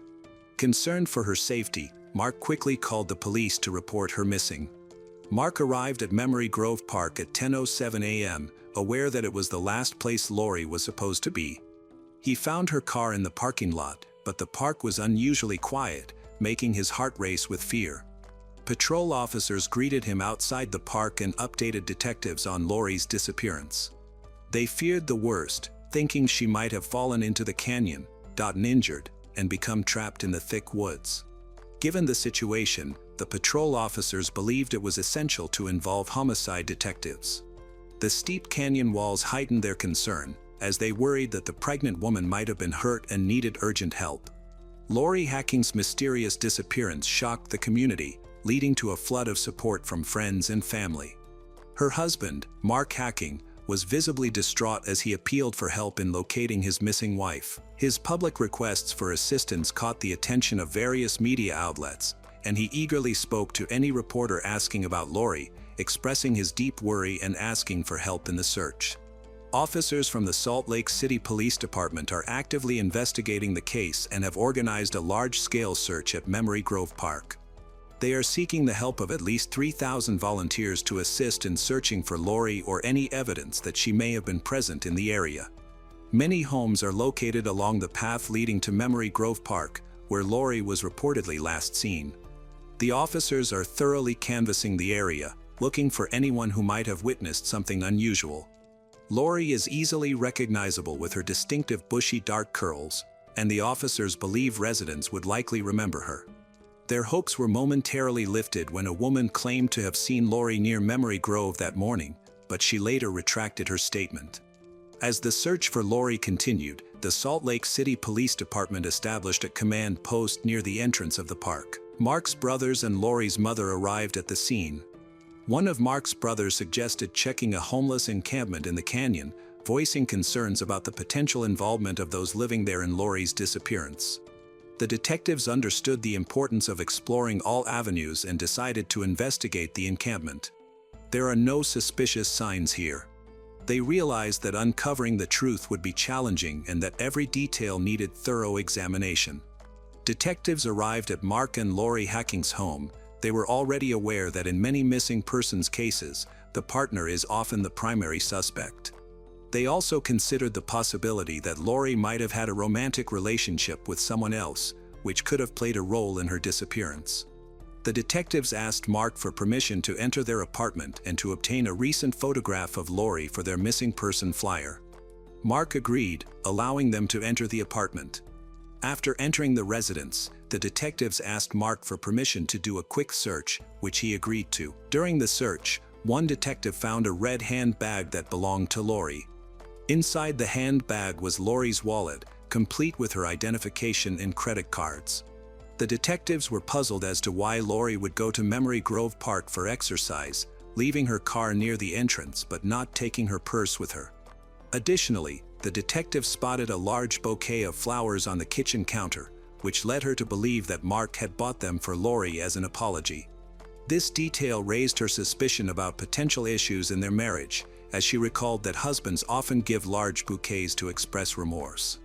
While investigating the bathroom, The detective noted that it was exceptionally clean and had a strong smell of bleach, suggesting someone had recently scrubbed it with disinfectant. This finding intrigued the detective, as it indicated an effort to hide something. In the bedroom, she observed a set of sheets on the bed that looked brand new, with visible creases and no signs of having been washed. When she checked Lori's jewelry box, she noticed that Lori's wedding band was missing, which struck her as odd. The detective wondered why a happily married woman would not be wearing her wedding ring. Mark met YTH, a detective at the police department, for an interview. The detective asked him questions about his marriage, and Mark claimed that everything was fine. Given the growing evidence and suspicions against him, this statement seemed questionable. Mark mentioned that he and Lori were packing to move to North Carolina, where he would soon start medical school.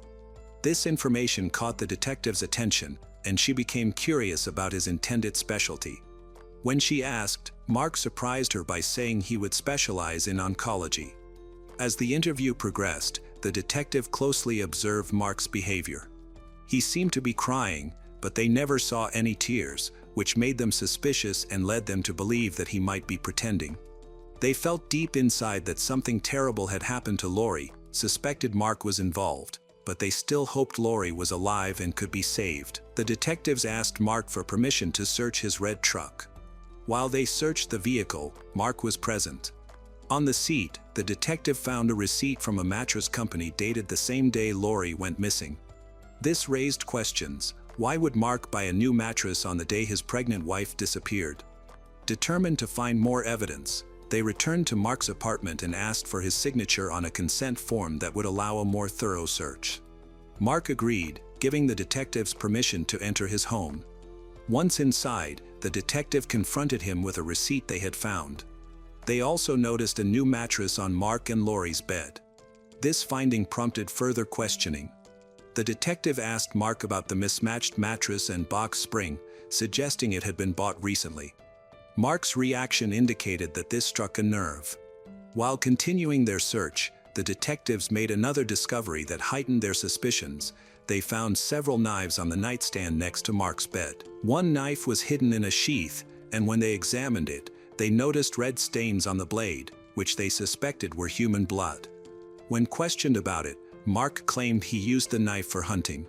When the detective found the knife, they stopped the consensual search of the house and called in a crime scene investigation team. They started working on getting a search warrant because they believed something serious had happened in Lori's home. While checking the area, detectives noticed a trash can in the parking lot, leading them to suspect that Mark had killed his wife and dumped her body in the trash. Around the same time, the night watch officer informed the police investigating Lori's disappearance that Mark had been seen running around naked at a local motel. This incident increased suspicions about Mark's involvement and added to the evidence suggesting he played a role in Lori's disappearance.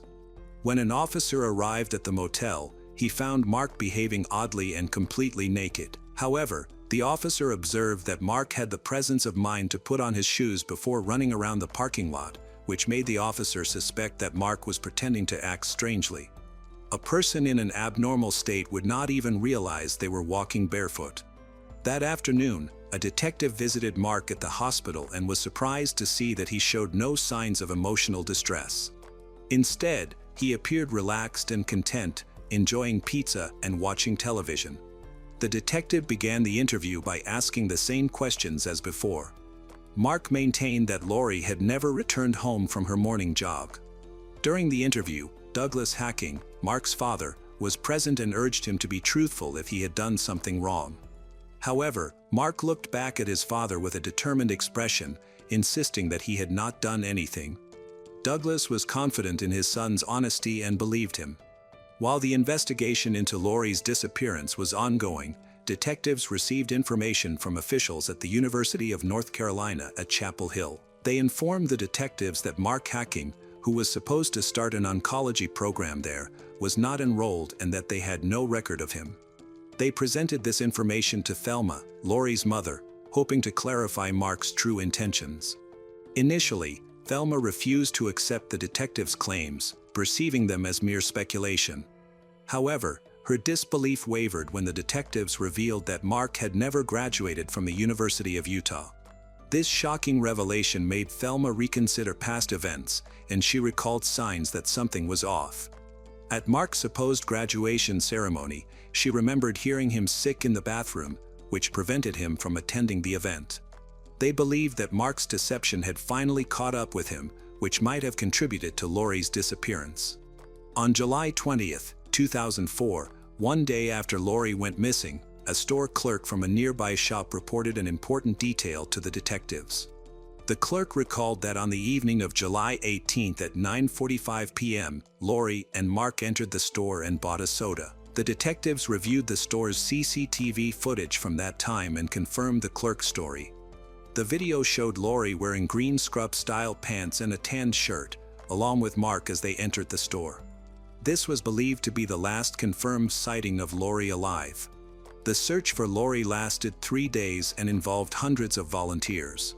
Her mother, Thelma, made a heartfelt appeal to the public, urging anyone who might have Lori to release her, emphasizing the extreme heat in the canyon, which often exceeded 100 degrees in July. Despite the challenging conditions, the search efforts remained strong. Meanwhile, Mark was in the hospital recovering from a mental health crisis. His brothers, Scott and Lance, growing suspicious of his potential involvement in Lori's disappearance, confronted him again. On July 24, 2004, Mark eventually confessed to killing Lori. He explained that she had found out he was not actually a graduate of the University of Utah, where he claimed to be attending medical school in North Carolina. This revelation devastated Lori, making her feel betrayed. Before she could file for divorce, Mark took drastic action by shooting her and disposing of her body in a dumpster. After Mark admitted to his brothers, the search for Lori in the canyon shifted to the landfill. Nearly 30 officers were sent to the 10-acre landfill to search for her body. In the 2 days following the disposal, they had to sift through a massive amount of waste. First-degree murder charges were filed against Mark on August 9, 2004. The search for Lori was extensive and physically challenging, especially with the high temperatures. Many agencies and professionals worked together in this effort. They used cadaver dogs and equipment like earth movers to help find any evidence. These tools were essential in narrowing down the search area and uncovering important leads. On October 1, 2004, at 8:20 a.m., human remains were discovered in the landfill. This was a major breakthrough in the case, bringing hope for answers regarding Lori's disappearance. The remains were carefully examined and identified using dental records, confirming that they belonged to Lori. This information provided a clear conclusion to the search, offering some closure for her family. On April 15, 2005, Lori's husband, Mark, pleaded guilty to first-degree murder. He was sentenced on June 6, 2005, to 6 years to life in prison. The Utah State Board of Pardons later stated that he would not be eligible for parole until 2035. That means will face a minimum of 30 years in prison. Board Chairman Mike Sibbett emphasized that the hearing does not guarantee a release date. He stated that there were several aggravating factors in Hacking's case that merited a stay. He emphasized that Hacking obstructed justice by disposing of Lori's body and falsely claiming she was missing. In honor of Lori, her family chose to remove Mark Hacking's last name from her headstone. This decision aimed to celebrate Lori's memory and assert her independence in light of Mark's actions, emphasizing her individuality and the strength she showed throughout her life. A year after Mark Hacking was convicted of murdering his wife, Lori Hacking, it was revealed that he had been involved in illegal activities while in the Central Utah Correctional Facility in Gunnison, Utah. He was found to be selling personal items, such as autographed memorabilia and other prison-related items, on a website called Murder Auction. Initially, Mark denied the allegations, but later, after an investigation, he agreed to stop his online sales.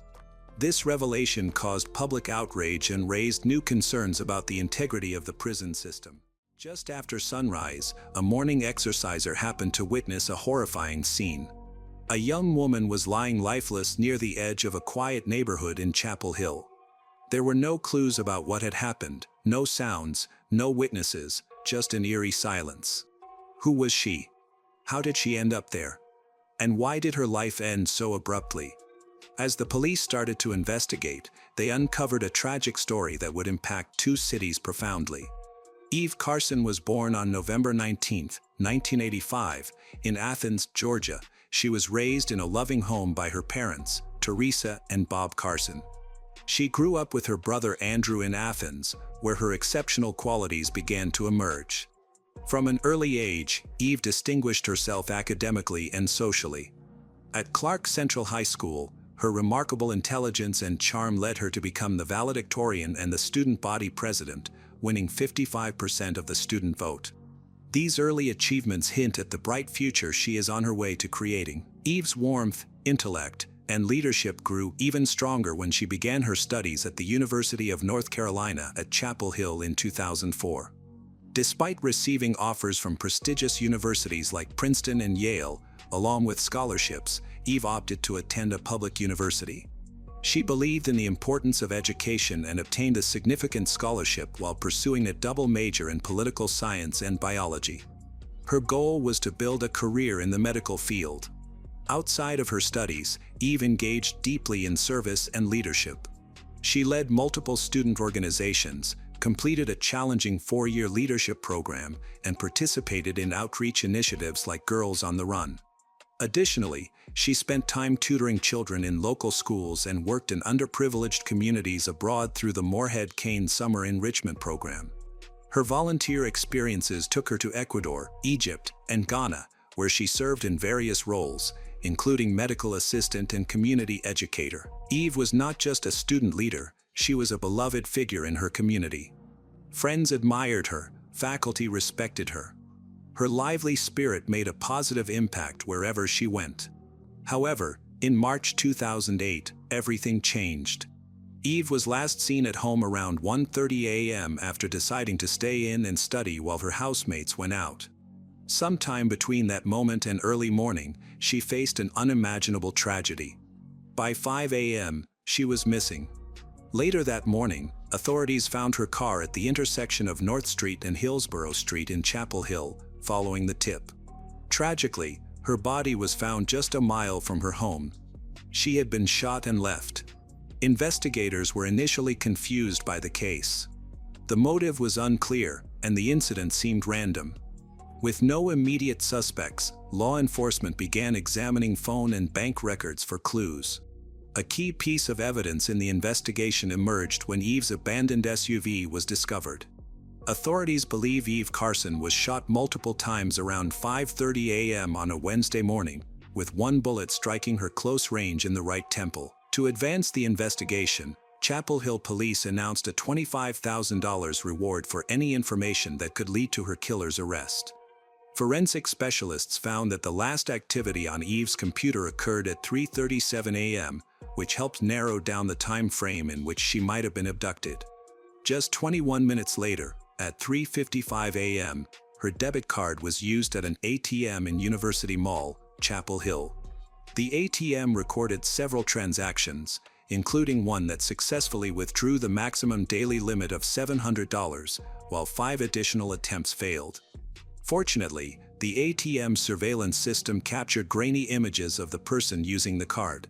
The footage showed a young male wearing a black hoodie and cap, and in one frame, there seemed to be a second figure in the back seat of the car, possibly Eve, although the image was too unclear to confirm. At 4:44 a.m., another attempt was made to withdraw money, but no cameras captured the event.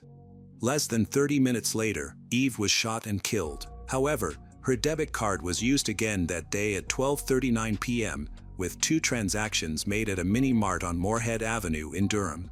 Over the next 2 days, several more suspicious transactions occurred, leading to a crucial piece of evidence. On March 7th, at 12:54 a.m., another surveillance camera captured another man attempting to use Eve's card. This individual was clearly not the same as the person filmed at the University Mall ATM, making him a second key suspect. The failed transaction and the clear video footage became pivotal moments in the investigation. As police worked to identify the individuals involved, the communities of Chapel Hill and Athens came together in grief. Eve Carson was buried on March 9, 2008, and her funeral was attended by hundreds of people.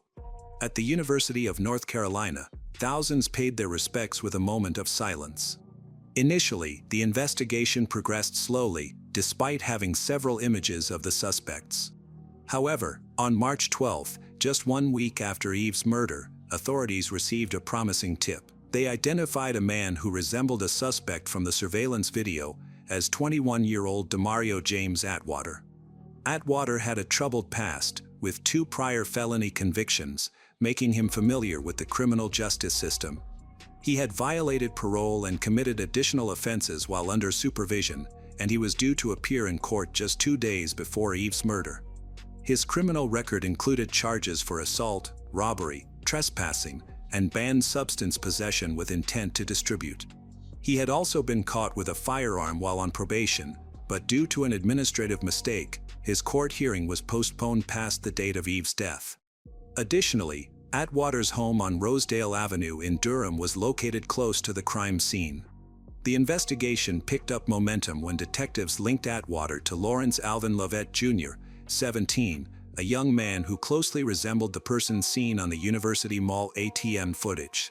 Both were school dropouts from Durham and had attended the same school, making their connection concerning. Atwater and Lovett became the main suspects in a case that shocked 2 communities and left a significant void for those who knew and respected Eve Carson. On the morning of March 12, 2008, authorities took action. After gathering substantial evidence and appealing to the public for information, police arrested 21-year-old Demario in Durham, charging him with the first-degree murder of Eve Carson. The case was developing quickly.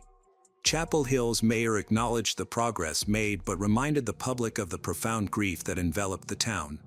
A cherished student was lost, and the community was still struggling to cope with her absence. Lovett was eventually found and charged alongside Atwater. Although he was a minor, Lovett had a prior criminal record that included probation for theft and breaking and entering. Both he and Atwater was clear video evidence connecting them to ATM transactions made with Eve's card. The investigation reached a crucial stage in late March when a grand jury indicted both men on multiple serious charges, including first-degree murder, first-degree kidnapping, armed robbery, possession of a firearm by a felon, felony larceny, and possession of stolen property. Lovett faced additional legal issues as he was also charged in connection with the earlier murder of 29-year-old Abhijit Mahato, a Duke University graduate student from India.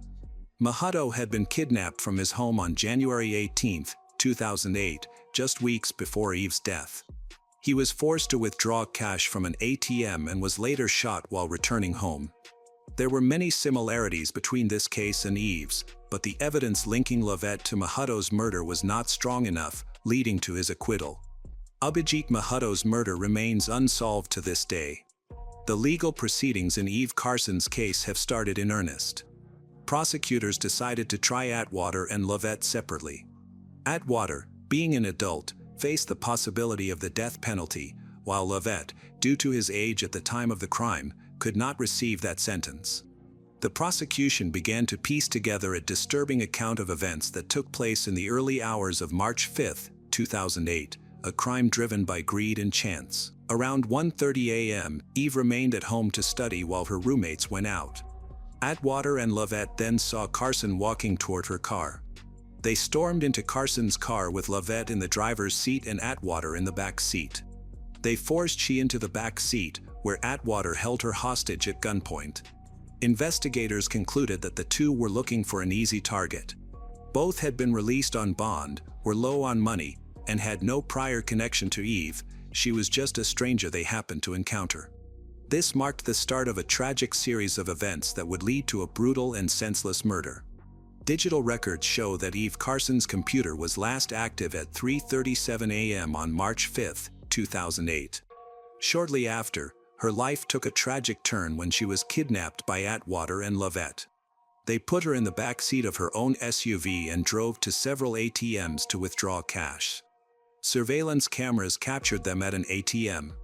Their second attempt at 4:44 a.m. at mall failed because they had already reached Eve's daily withdrawal limit. Lovett told a friend that throughout the ordeal, Carson tried to reason with her captors, telling them that they did not have to do what they were doing. She also begged for her life, telling them that they could take whatever they wanted and that they did not have to kill her. However, Lovett and Atwater decided to kill Carson because she had seen their faces. They took her to a wooded area about a mile from UNC to commit the murder. Carson had been shot 5 times.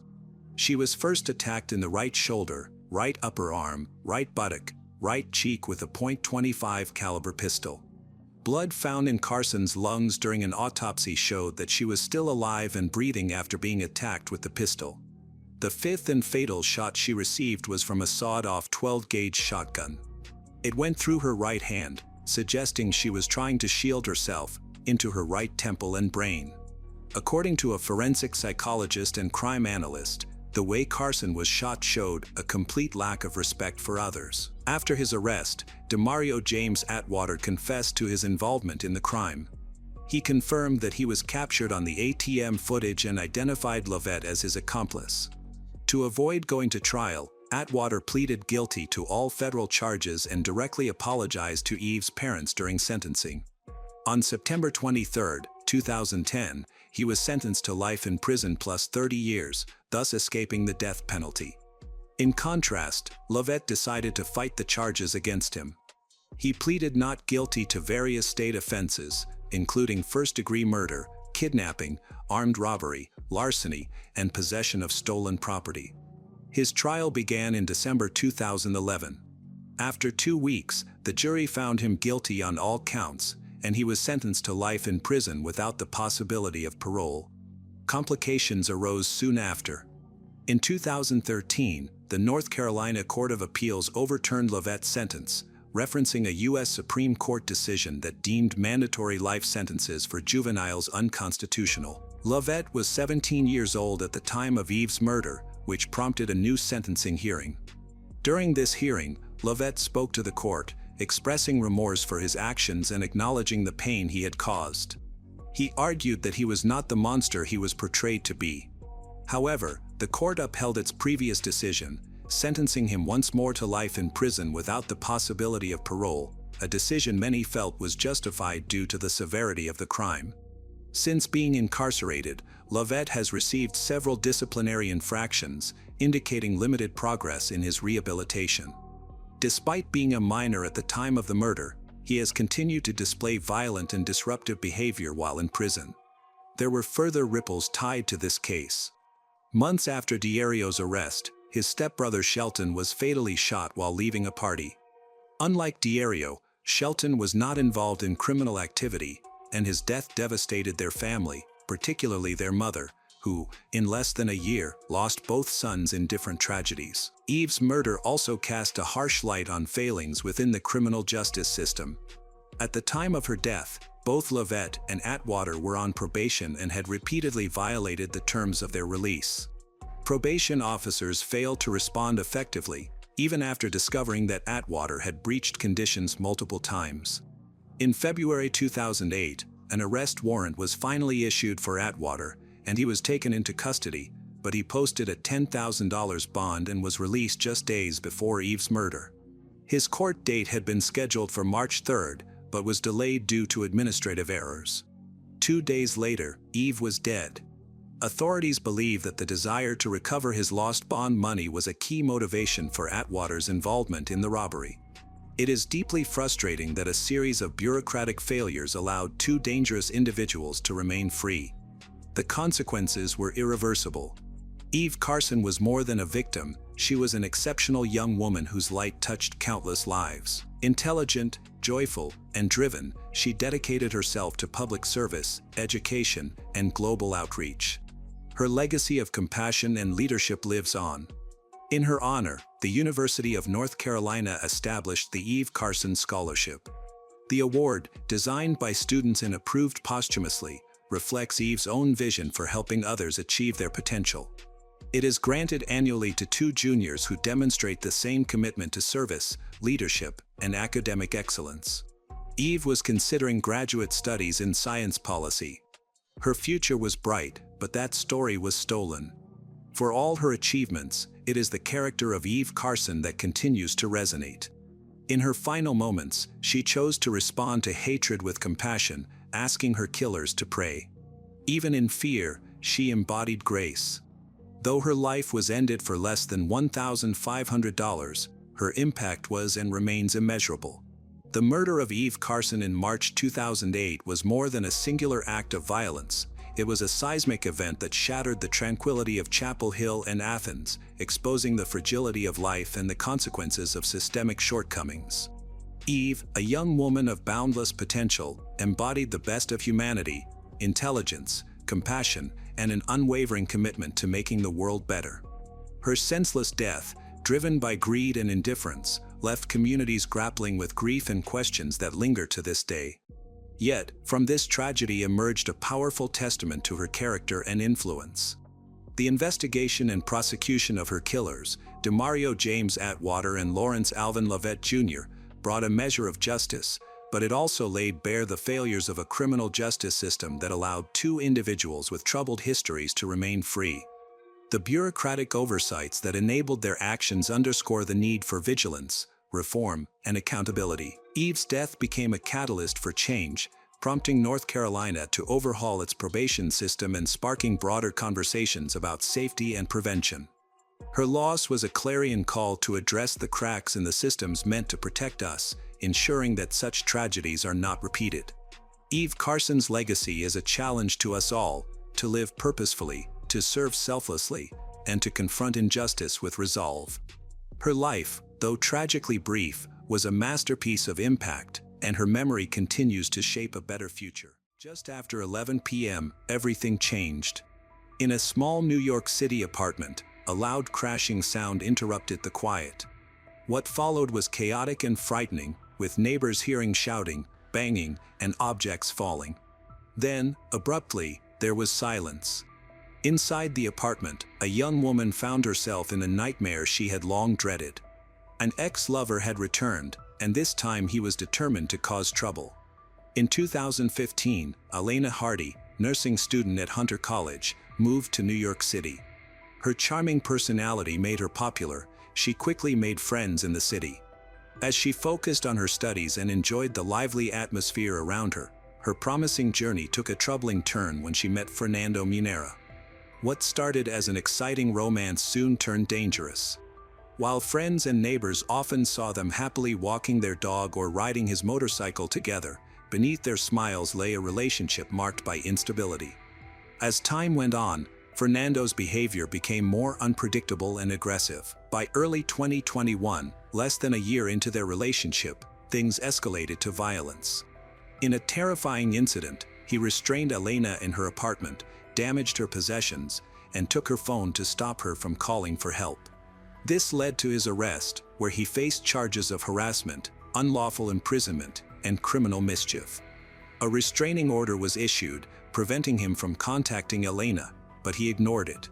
Afterward, he began a pattern of constant harassment, bombarding her with calls, dozens in just one weekend. He criticized her appearance and attempted to control how she dressed, even when she was away from home. His obsession grew stronger, and he became increasingly possessive, unable to accept her independence. Neighbors became concerned, noticing his erratic behavior as he muttered to himself and angrily paced in front of the building. On May 19, 2021, tensions escalated dramatically. That evening, Fernando was seen outside, filled with anger, his fists clenched and pacing anxiously. Earlier that day, he had argued with Elena, who refused to let him enter her apartment. He disappeared for several hours, leading many to believe that the situation had calmed down. However, Fernando was actually planning something horrific. Later that night, around 8:45 p.m., chaos erupted. Fernando quickly returned to the building with a knife and a handgun, climbed the fire escape to Hardy's fourth-floor apartment, and broke in through an open window. Inside, Elena barely had time to react. Startled by the sudden crash, she found herself face to face with her ex before she could think or scream. There was nowhere to escape. Within moments, the small apartment turned into a scene of violence. Fernando, consumed by rage, acted on his obsession. He stabbed Elena 7 times, causing cuts and bites, targeting her upper body with calculated brutality. The apartment was filled with the sounds of struggle, Elena's desperate cries, and the chaos that ensued. The room was in disarray, with overturned furniture, blood splattered on the walls and pooling on the floor. She shouted for help, but no one came. Neighbors heard everything, the thuds, the screams, the crashes, but fear kept them paralyzed. Behind closed doors, they listened to the violence unfold just feet away, unaware of the full extent of the horror. Fernando didn't stop his assault. He brandished an air pistol, not as a deadly weapon but as a means to instill fear, showing Elena that even in her last moments, he was in control. His aim was not just to inflict pain but to completely dominate her. She had tried to escape him and take back her life. Elena fought off her attacker, stabbing him in the chest and neck. Fernando followed Elena out of the apartment as she collapsed on the floor. He was covered in blood and had a knife in his hand. Neighbors heard her screams and called the police. She died minutes later in an ambulance on the way to the hospital. Fernando was taken to Harlem Hospital in critical condition and later charged with murder, burglary, and criminal mischief. Investigators looked into his history, uncovered alarming patterns of control, violent outbursts, previous incidents of harassment and assault. Court records showed that Fernando had consistently exhibited volatile behavior. Elena's death was not his first act of violence, it was the latest in a series of warning signs. The restraining order she obtained, which should have provided her some safety, ultimately failed her. Elena's family was devastated. Her mother struggled to accept that her daughter, a vibrant, funny, and kind-hearted individual who had tried desperately to escape her circumstances, was gone. The weight of grief was compounded by the realization that Elena had taken all the right steps. She sought help, established boundaries, and pursued legal action. Yet, none of these efforts were sufficient. As the news of the murder spread, people in New York took to the streets. Women marched to honor Elena, and vigils were organized in her memory. Her story sparked widespread outrage, resonating with countless women who have faced abuse. Elena's death became a poignant symbol, highlighting the failures of the system to protect those who need it the most. Hardy's family has set up a GoFundMe page to help pay for her funeral and transportation back to Arizona, and has already raised more than $10,000. After health has stabilized, at the precinct, Fernando Munera remained silent. He stared straight ahead, refusing to cooperate or provide any explanation or remorse.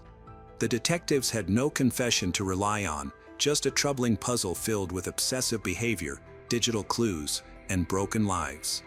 As the investigation progressed, a disturbing picture emerged. Fernando did not view Elena as a partner, he saw her as an object to own. When she tried to establish her independence, when she stood up for herself, he perceived it as a betrayal. In the months before the trial, the evidence against Fernando accumulated.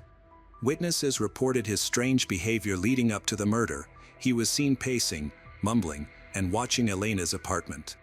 Surveillance cameras captured his movements in detail, showing his journey from the streets to the fire escape to Elena's fourth-floor apartment and crawled through an open window. Forensic evidence, including fingerprints, DNA, and injuries on Elena's body, provided further confirmation. There were no other suspects or uncertainties. The trial focused not on who committed the crime but on whether justice would be served.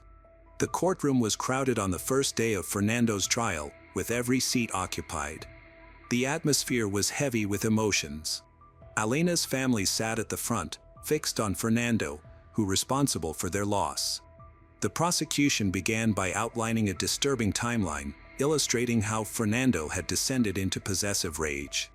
They portrayed him as calculated and deliberate, emphasizing that this was not a spur-of-the-moment act but a planned attack.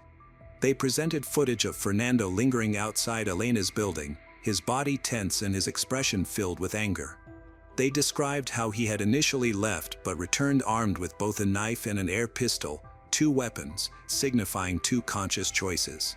There was no uncertainty, only a progression toward violence. Then came the photographs from the crime scene left everyone in the room speechless, walls stained with blood, furniture in disarray, and a life taken too soon. A forensic pathologist told the jury about the stab wounds on Elena's upper body. These wounds were not random or chaotic, they were deliberate and targeted. A neighbor recounted the sounds heard on the night of the murder, the crashing noise, faint screams, and then complete silence. Another neighbor mentioned seeing Fernando outside earlier that evening, pacing anxiously with clenched fists, talking to himself with a look in his eyes that suggested something dangerous was brewing.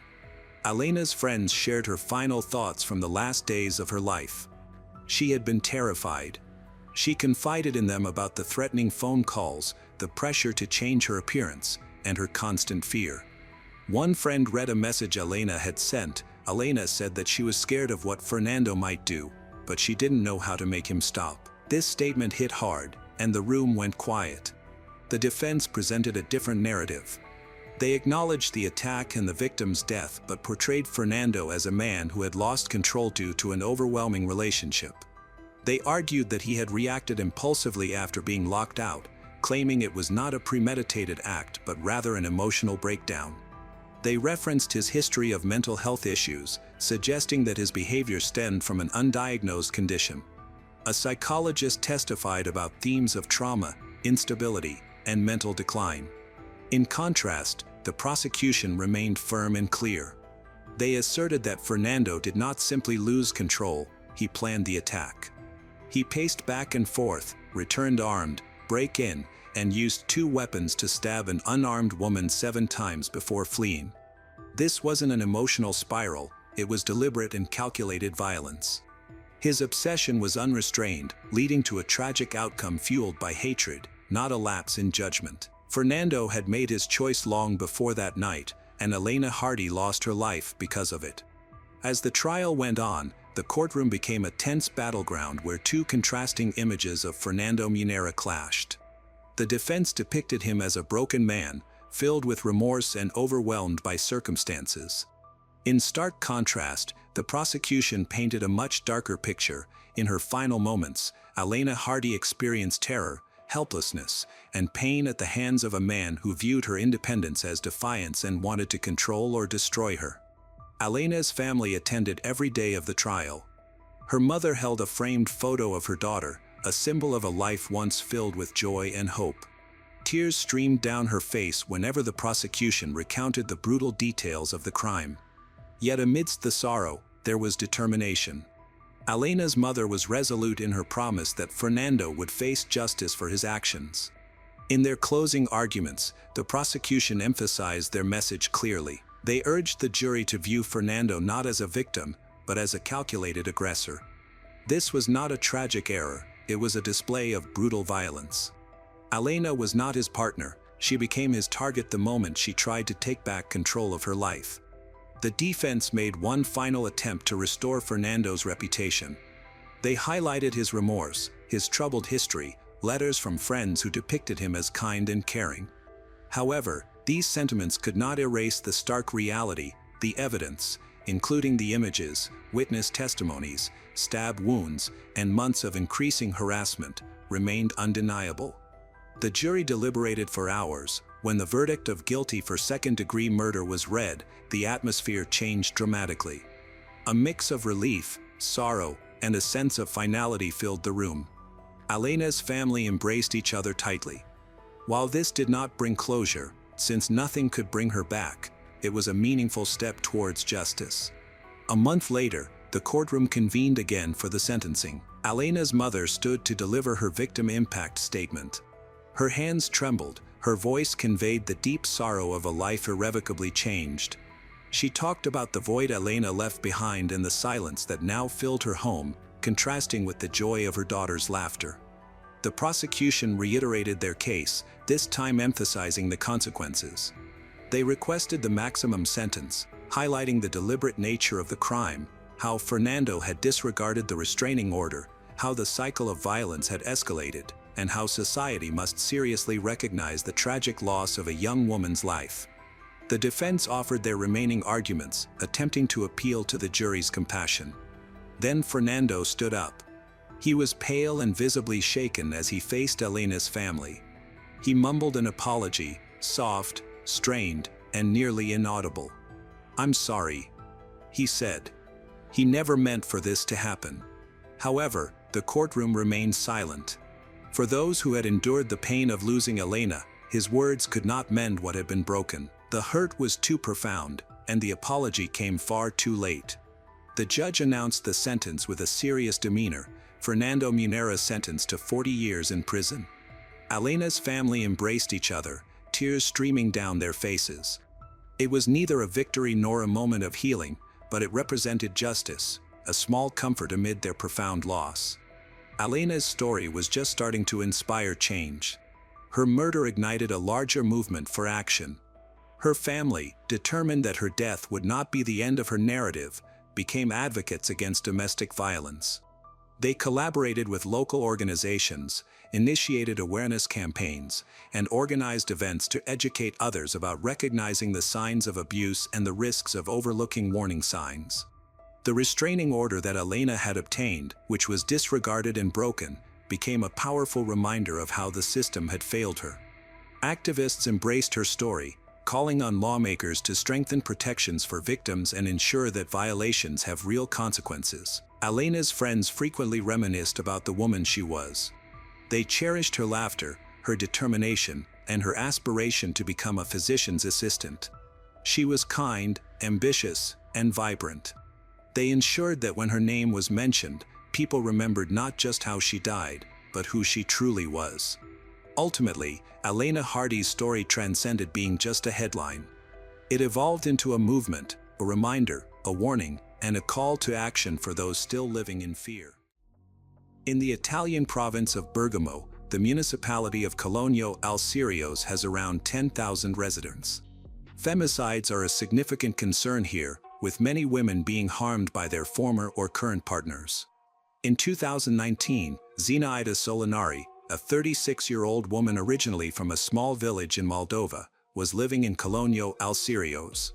She had resided in Italy for nearly 15 years and had made some progress toward achieving her dreams. Like many young women who leave their home countries in search of a better life, Zinaida aimed to establish herself abroad. She arrived in Italy in 2004 at the age of 21, hoping to find employment and eventually a husband to create a happy life. Right after moving to Bergamo, Zinaida began her new life and work. She was a vibrant and attractive young woman who received a lot of attention from men, but she was not looking for a short-term fling. She wanted to find a husband. A few years later, she met a man named Maurizio Quattrochi, who was 11 years older than her. He appeared trustworthy and kind. She was immediately drawn to him. It's important to mention that Zinaida lived with her daughter, whom she had at the age of 16. At the time of their move, her daughter was 5 years old. Maurizio welcomed her daughter as if she were his own and later adopted her. Zinaida hadn't yet made many friends in Bergamo. From the start, Maurizio treated her and her daughter beautifully, offering a sense of security that won Zinaida over. They began a relationship that quickly became serious. Maurizio was a painter and bricklayer with a troubled past that included several criminal offenses, which he chose not to share with Zinaida, a fact she later discovered. He had been convicted multiple times for buying stolen property and had several instances of driving under the influence. Despite this history, he treated Zinaida and her daughter with great care. In late 2004, they married. The following year they welcomed their first daughter, with a second daughter arriving 4 years later. Maurizio was dedicated to his family, but he had a fiery temperament. Zinaida affectionately called him a hot Italian, believing it to be part of his charm. She worked to smooth over any tensions. For many years, their relationship appeared loving and understanding. However, beneath the surface, there were troubling issues. Zinaida's family soon learned about Mauricio's bad temper. He was impulsive and aggressive. His jealousy began to strain their relationship, particularly after Zinaida took a job as a waitress at a popular restaurant in mid-2019. Maurizio was unhappy with her job because many men frequented the restaurant, and his financial struggles heightened his jealousy. Especially as Zinaida's salary allowed her more independence, made her the family's primary earner. At the restaurant, Zinaida met a woman who was also from Eastern Europe. They discovered they had a lot in common. Her colleagues soon noticed the tension between Zinaida and her husband, Maurizio. During Zinaida's first week at her new job, Maurizio came to the restaurant because she hadn't answered his calls. He raised his voice at her, and her colleague could see that Zenaida flinched at every loud sound, revealing her fear of her husband. After that incident, Zenaida shared with her colleague that Maurizio was jealous, upset because she had become more independent and had slipped out of his control. Despite this, Zenaida was determined to stand her ground, not give in to his demands, so she continued working at the restaurant, hoping that her husband would eventually adjust and stop pressuring her. The situation was worsening, seemed to be getting out of control. Her colleague noticed that after several months of working at the restaurant, Zenaida had lost a significant amount of weight and appeared very anxious, which was quite concerning. Zenaida usually dealt with her problems on her own, seldom talked about her life. However, it was clear that her marriage was failing. After 13 years, Zenaida realized it was time for a change. She understood how dangerous her husband was after a fight that occurred just before the tragedy. Unfortunately, she didn't have time to respond. Around 2 a.m. on October 6, 2019, the city police received a report about a woman who had been injured. When officers arrived at Via Alberto de Giussano, it was too late to help her. She had already died. The woman was 36-year-old Zenaida Solinari. Police quickly interviewed her family and friends. Zenaida was found in the courtyard of her sister Oksana Solinari's house, where she had been living recently. Oksana had moved to Italy after Zenaida, and her life had been more settled since marrying Lucio Carlo Di Dio. Oksana informed the police about the difficulties Zenaida faced in her marriage. She believed the event was a result of Mauricio's ongoing aggressive behavior. Just before the tragedy, Zenaida had made the decision to leave her husband, believing it was her only option after a recent family conflict. In private, Zenaida confided in Oksana that Maurizio had threatened her, saying if she tried to leave, he would kill her and then take his own life. From that point, Zenaida understood that the man she thought was her protector could actually be a serious threat to her safety. She shared her experiences of aggression, physical abuse, and how she had to call the police after her last fight with Maurizio. At that time, Zenaida had 3 children, but her husband was indifferent and consumed by jealousy. He was behaving violently, and it was only when the police arrived that he calmed down. Although Zenaida chose not to file formal charges against him, she spoke to the police out of fear for her safety. She thought that moving out of the house was the best way to protect herself and her children. After leaving, she hoped Maurizio would eventually calm down so they could officially get divorced. However, Zenaida did not recognize that the period when a woman tries to escape the control of an abusive partner is often the most dangerous time, both during the decision to separate and the act of leaving. Zenaida opened up to several friends about her husband's frequent episodes of intense jealousy. She shared that he not only yelled at her but also physically assaulted her. However, when speaking with detectives, she did not mention the threats of violence. She minimized the severity of her situation, claiming that her husband had never physically harmed her until mid-2019, despite his aggressive demeanor and constant emotional pressure. Zenaida believed she could manage her circumstances alone. Just 2 hours before she was murdered, a patrol of carabinieri drove by her sister's house. Oksana was aware that Maurizio was searching for his wife. He had come to visit her that evening and hadn't been seen since. Concerned for safety, Oksana called the police. The carabinieri checked the area but left without finding anything suspicious.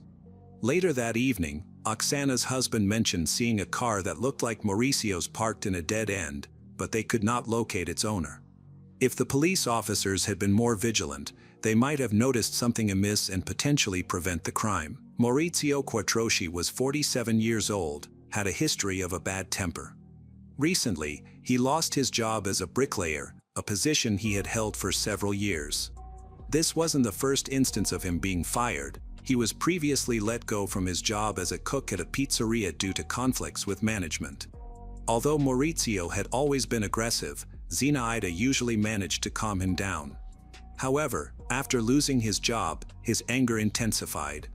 He struggled with the pressure of not being able to support his family, which only added to his irritation, especially towards Zenaida's accomplishments. On the evening of October 5th, he was waiting for Zenaida to return home while intoxicated. Just days earlier, Zinaida and her children had moved in with her sister, Oksana, seeking refuge without revealing her plans.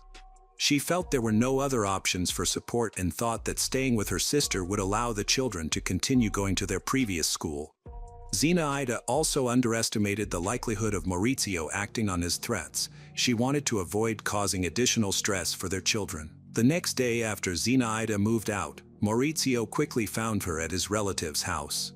They had another uncomfortable conversation, but this time Zinaida chose not to involve the police. She wanted to prevent anyone else from getting hurt and still hoped that Maurizio, with whom she had spent 13 years, would act rationally. Sadly, he had started to see her as an object, making rationality unlikely. Tragically, Zinaida was found outside her sister's house with several stab wounds, some of which were life-threatening. The attacker had cut her throat and stabbed her in the chest, leading to severe blood loss. She died before the ambulance could reach her. At that moment, her 3 daughters were asleep just a few meters away from their mother. When the carabinieri arrived, Maurizio was already gone, having fled the scene of the crime. However, Zinaida's sister had important information about him. Oksana, who was close to her sister, knew details about Mauricio's job, his favorite hangouts, and his car. Her husband, Lucio, noted that an old Peugeot 206 was parked in an alley and that car drove away in it right after the attack. Witnesses provided the police with the vehicle's license plate, allowing them to start the search for him immediately. The police first searched Mauricio's house but found no one there. They then checked his previous workplaces but found them empty as well. He had gone on the run, but there were only a few possible escape routes. The carabinieri were pursuing the suspect and were closing in. However, they worried he might abandon his car and hide in the wilderness. The police monitored checkpoints and cameras along the potential escape paths. Maurizio was quickly located, and a large-scale operation was planned to capture him. They set up checkpoints on the road and stopped cars that matched his description. Despite this, Maurizio managed to briefly slip through the barrier. His escape lasted just under 16 hours.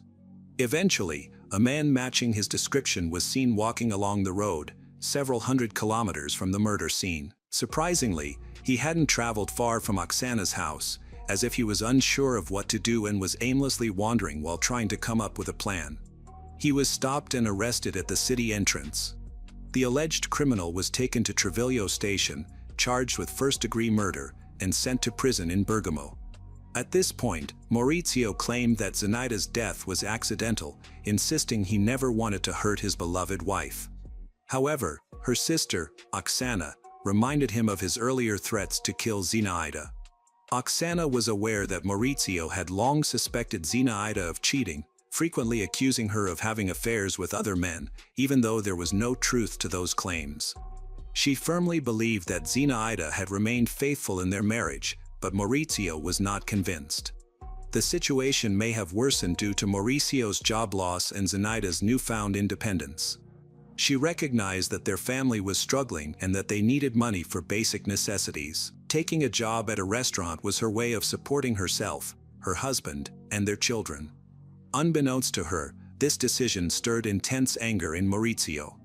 Rather than being encouraging, he grew increasingly jealous and resentful.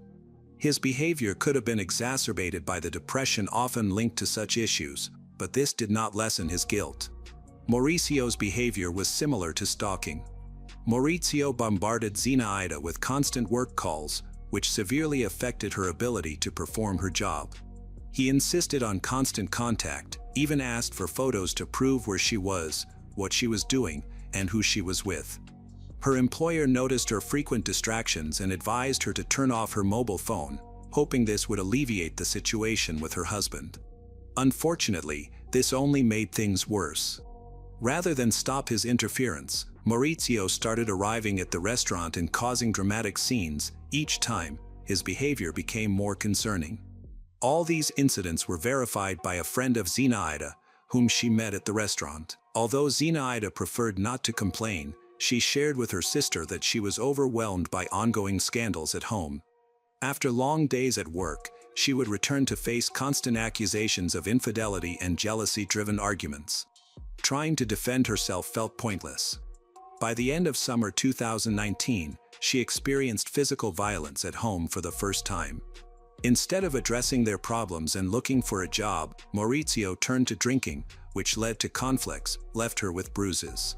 After interviewing the suspect, detectives determined that jealousy was the motive behind this act of femicide.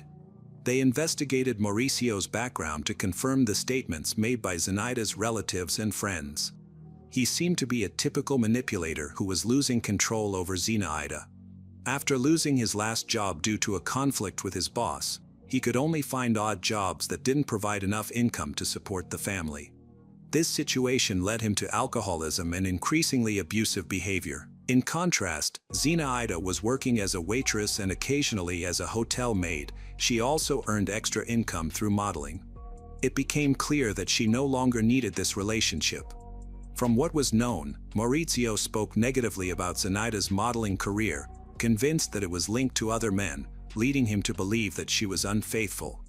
Although he could not find any evidence to support this, he was equally unable to convince his spouse otherwise. After the Carabinieri were first called due to a domestic dispute involving threats, they assessed Mauricio's behavior and advised Zenaida to move out. It was generally accepted that her refusal to file a complaint contributed to her death.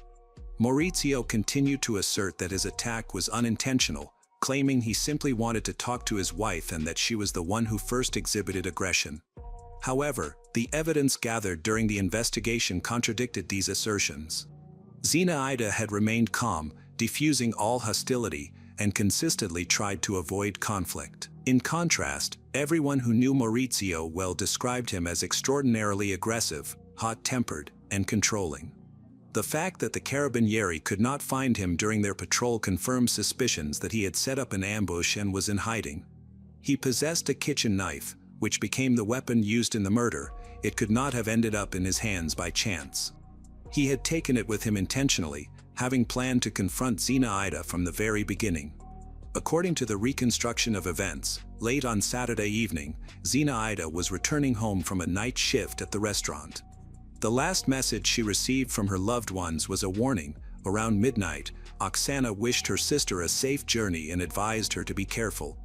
When speaking to the police, Oksana expressed that she had a bad feeling, which is why she wrote this message to Zenaida. She had no idea that the future killer was already waiting for his victim outside the house. Zenaida barely managed to stop near the gate of Oksana's house and got out of her car. She had walked only 3 meters when Maurizio attacked her with a kitchen knife, striking her several times with force. However, Zenaida did not lose consciousness. Instead, she began to scream. This noise awakened her neighbors and her sister, who called for help. Unfortunately, the criminal had enough time to inflict a fatal wound on his victim. Even after the neighbors raised a ruckus, he continued the attack, unable to control the anger fueled by jealousy. Realizing what had happened, Maurizio jumped into his car and began to flee. However, this reckless escape was ill-conceived, as there was nowhere for him to hide. The day of Zenaida Solinari's funeral was declared a day of mourning in the city.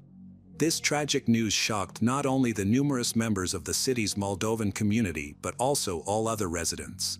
Flags were lowered, and many local establishments were closed. A memorial service was held, attended by an Orthodox priest from Bergamo. Hundreds of concerned citizens came to the church for the vigil, all appalled by the tragic fate of this kind and beautiful woman. White flowers lay on the white coffin, and red ribbons, a symbol of the fight against femicide, were tied at the feet of local residents. Red roses were placed around a fountain in the main square, and candles were lit. Meanwhile, the suspect remained defiant. His story changed several times, resulting in no one believing him anymore. During another interrogation, Maurizio claimed that the meeting was simply to communicate with his wife.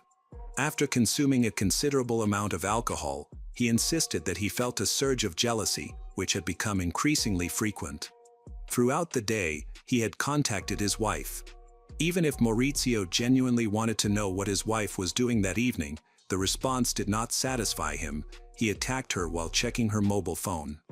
The Carabinieri discovered that earlier that evening, At about 6 p.m., Oksana had informed her that Maurizio had come to her house looking to see his children. Naturally, Zinaida refused, as she immediately noticed that he was drunk. She told him he could only see his daughters the next day when he had sobered up. This likely intensified Mauricio's jealousy, suggesting that he may have been lying in wait near the house for several hours before attacking his victim. Initially, Maurizio insisted that it was all an accident, then claimed he did not remember anything. His final explanation was that he did not want to kill Zinaida but was unable to control himself due to jealousy. His lies did not clarify whether he had truly been waiting there all that time with a knife or if he had left and returned after the carabinieri had checked the area. Maurizio maintained that he could not recall anything because of the alcohol he had consumed and even denied bringing a knife with him, claiming he could have found it near his sister Zinaida's house. During interrogations, he also stated that his wife loved him, that she did not deserve such an end, that he believed until the very end that they could be together again and everything would work out. Oksana and Lucio countered this claim, stating that it was a lie. Zinaida had fled because she was afraid of him, felt under constant pressure and control. At the hearing, one of the first to speak was her sister, 32-year-old Oksana. She recounted how she heard a muffled cry for help in her sleep. Instinctively, she felt it was Zinaida. Upon opening her eyes, she heard it again and realized she was right. She immediately woke her husband, and together they rushed into the street, where they saw Maurizio. The attack was ongoing. He was holding Zinaida by the throat, striking her repeatedly. The prosecutor's office rightly labeled this act an extreme form of cruelty, as the criminal was completely out of control. Even in front of witnesses, the assault continued. This brutal act left 3 children without a mother and father. Oksana's words were substantiated by her husband, Lucio, his brother, Alessandro, and her neighbor, Riccardo Passini. They all witnessed the moment of the attack but did not have time to intervene. Everything happened too quickly. When they approached, Maurizio fled. Zinaida's 18-year-old daughter, Vitalia, also participated in the trial. Mauricio's 2 youngest daughters, aged 9 and 13, were not present in the courtroom. They did not want to interact with their father, who had left them orphaned. The girls were placed in Oksana's care. During the hearing, a forensic expert testified that he found 18 wounds on Zinaida's body. 3 of these wounds were inflicted on her face and were identified as defensive injuries on the victim's arms. Another 8 wounds were located on her neck, indicating that this was likely the target area of the killer, as his actions did not correspond with typical unintentional murder. One of the most dangerous blows punctured the aorta at the base of her neck, resulting in severe bleeding. Just a few minutes later, Zinaida lost consciousness and subsequently died. Her relatives held her in their arms during her final moments as she faded before their eyes, bleeding to death until the rescue service arrived. Her last words were, "I can't breathe anymore." Only after hearing her last words did he decide to flee.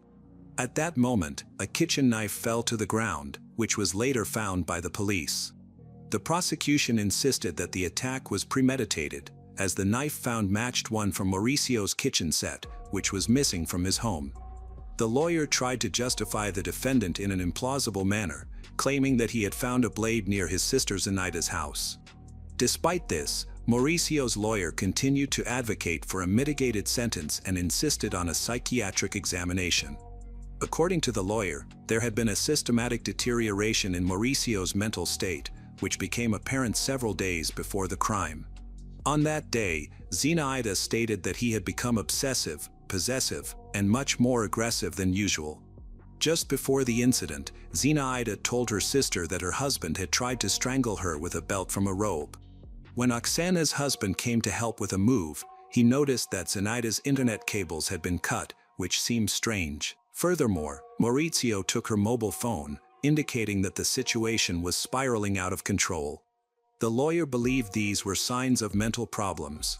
However, the relatives of Zinaida did not want to allow the killer to receive a lenient sentence due to claims of insanity. Oksana claimed that her sister had considered breaking up 8 years before the tragedy. Oksana said Zinaida felt like a victim and was afraid that her husband could be dangerous, but she stayed in the relationship for the sake of their children. Zenaida's relatives said she described a miserable 10-year marriage. Maurizio ended his own life, as he had promised, while in custody during the trial. His lawyer commented on his client's death. The hearing shocked Maurizio. He could not bear the shame and disgrace, especially since some aspects, according to him, did not correspond to reality. He was particularly taken aback by witness testimonies that described 10 years of torment, during which his wife had suffered and was denied a divorce. Maurizio expressed regret for his actions but realized he could not turn back time to alter the circumstances of his wife's death. He feared that his daughters would be compelled to testify against him, which would have been an even greater blow. Consequently, Maurizio decided to end his life. He left several suicide notes for his family, but their contents remain unknown.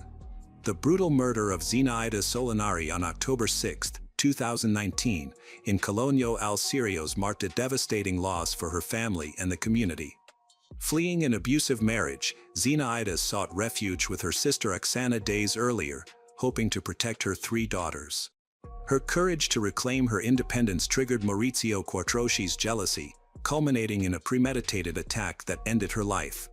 The court's focus on the crime's brutality underscored the gravity of femicide, a persistent issue in Bergamo, where women like Zenaida face danger from intimate partners. Zenaida's story is a stark reminder of the urgent need for stronger protections and awareness to prevent such tragedies, ensuring no woman pays the ultimate price for seeking freedom. It was early morning in Chapel Hill when 2 friends returned to their apartment, assuming Faith Hedgepeth was just sleeping in. Her car was parked outside, and the door was unlocked, making everything seem normal. However, as they entered her room, they were shocked by what they found. A blanket covered something on the floor. There was blood on the walls. The room was eerily quiet, but it was evident that something horrific had occurred. There were no signs of forced entry. Security cameras had not captured anyone coming or going, only a few strange late-night texts and some unusual behavior. It was a crime scene that would be etched in their memories forever. What really happened in that apartment? Why did it take so long to catch her killer? Faith Hedgepeth was born on September 26, 1992, in Warren County, North Carolina. She was a proud member of the Haliwa Saponi Native American tribe. After her parents divorced when she was an infant, her mother, Connie Hedgepeth, and her older sister, Rolanda, played significant roles in her upbringing. Despite the separation, Faith maintained a strong relationship with her father, Roland, who described her as the light that helped him overcome his struggles with addiction. Her birth gave him renewed purpose. Faith was gifted and ambitious, excelling in her studies. She received the prestigious Gates Millennium Scholarship and enrolled at the University of North Carolina at Chapel Hill, where she initially pursued a degree in biology. Although she faced challenges transitioning to university life, Faith remained determined. She switched her major, worked 2 jobs, and stayed focused on her goal to be the first in her family to graduate from college. She aspired to become either a pediatrician or a teacher, reflecting her compassionate nature. Faith shared an off-campus apartment in Chapel Hill with her friend and former freshman roommate, Karina Rosario. They lived in an apartment at Hawthorne at the View, a complex just minutes from campus. At one point, Karina's boyfriend, Eric Takoi Jones, also stayed with them, but his presence created tension. Their relationship became toxic, characterized by conflict and breakups. Even after Karina changed the locks, Eric tried to break into the apartment twice. With Faith's support, Karina secured a protective order against him. Despite this, Eric moved into another unit in the same complex, remaining disturbingly close. On September 6, 2012, Faith attended her classes and then participated in an event hosted by Alpha Pi Omega, the oldest Native American sorority in the country, which she hoped to join. At 7:15 p.m., she left the event to work on a history paper about her tribe. At 8 p.m., she and Karina went to the campus library.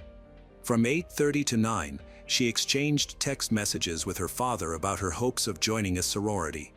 Faith briefly left and returned at 11:30 p.m. They headed back to their apartment around midnight. Shortly after, they decided to go to the Thrill, a nightclub that allows entry for people under 21. Security footage showed them entering the Thrill at 12:40 a.m. They danced for over an hour before Karina began to feel unwell from drinking. They were recorded leaving at 2:06 a.m., with Faith driving them home. Upon returning to their apartment, Karina reportedly got sick and went to bed. Around 3 a.m., a neighbor heard loud noises from above, which sounded like heavy thuds, similar to furniture being knocked over or a heavy backpack falling. Faith's Facebook account showed activity at around 3:30 a.m. Just 10 minutes later, a text message from Faith's phone was sent to Brandon Edwards, one of Karina's ex-boyfriends. The message said, "Hey B, can you come over here, please? Rosario needs you more. You know, please let her know you care." Brandon replied the next afternoon at 4:16 a.m., asking who had messaged him, but by then, it was too late for a response. No reply ever came. While these messages were sent, Karina's phone also displayed outgoing calls to Brandon. At 3:52 a.m. Karina called Jordan McCrary, a UNCCH soccer player she knew. At 4:25 a.m., Karina left the apartment and got into McCrary's car. She left the apartment door unlocked because she thought Faith was asleep. The following morning, around 10:30 a.m., Karina tried to contact Faith for a ride back but received no response. So, she reached out to their mutual friend Marisol Rangel, who came to pick her up. They arrived at the apartment just before 11 a.m. and assumed Faith had just slept in. Once inside, they called her name but got no reply. What they discovered in the bedroom was shocking. Faith's body was found partially undressed and covered with a blanket, positioned against the bed. Her shirt had been pulled up over her head, and there were signs of a brutal attack, with blood splattered on the walls, floor, and furniture. A used tampon was also found near her body. There were no signs of forced entry, and unfortunately, no security cameras recorded any activity in or out of the apartment that night. Karina was the one who called 911. When the authorities arrived at the apartment, Faith's death was confirmed at the scene. The crime was extremely brutal. Faith had been violently attacked. In the following days and months after the murder of 19-year-old Faith Hedgepeth, investigators uncovered unsettling details that painted a chilling picture but still raised many questions. One key finding was the presence of semen on Faith's body. DNA testing showed that it matched genetic material found in the bedroom. Although physical evidence suggested a possible abuse assault, the autopsy revealed no significant trauma to the genital area. Nevertheless, the Chapel Hill police leaned toward the belief that Faith had likely been abused, a conclusion supported by her family. An autopsy determined that Hedgepeth died from blunt force trauma to the head, likely caused by being struck by an empty rum bottle in the apartment. The Bacardi rum bottle found at the crime scene became crucial evidence. It contained tissue fragments and DNA, leading investigators to suspect it might have been the murder weapon. Next to Faith's body was a fast food bag from Time Out with a handwritten message, "I'm not stupid," and "jealous." Interestingly, despite the room being covered in blood, the note remained clean. This implies that the killer either wrote it after the attack, taking the time to clean themselves, or placed it there carefully to hide their identity. Handwriting expert Peggy Walla analyzed the note and determined that it was written in a disguised manner, suggesting that the author intentionally altered their handwriting to avoid recognition. Faith's murder deeply affected the Chapel Hill community, where homicides are rare, averaging less than one per year. Police Chief Chris Blue stated that the investigation quickly became one of the largest homicide cases in North Carolina's history. However, updates were scarce for many months, making the search for answers painfully slow for Faith's family. Her mother, Connie, shared that they were not allowed to see Faith's body. Additionally, all information about her death was kept confidential by a court order, which was unusual for the Chapel Hill police. In December 2012, the FBI became involved in the investigation and created a psychological profile of the suspect. They believed that Faith's killer likely knew her and might have lived nearby. It was suspected that the individual took a special interest in the case, possibly discussing it often or showing unusual behavior afterward. By July 2014, after obtaining a court order, the Chapel Hill police released 300 pages of case documents. The autopsy report, which came out in September, confirmed what the family had suspected. Faith died from multiple blows to the head. Her body had numerous cuts and bruises, and blood was found under her fingernails, indicating she had fought for her life.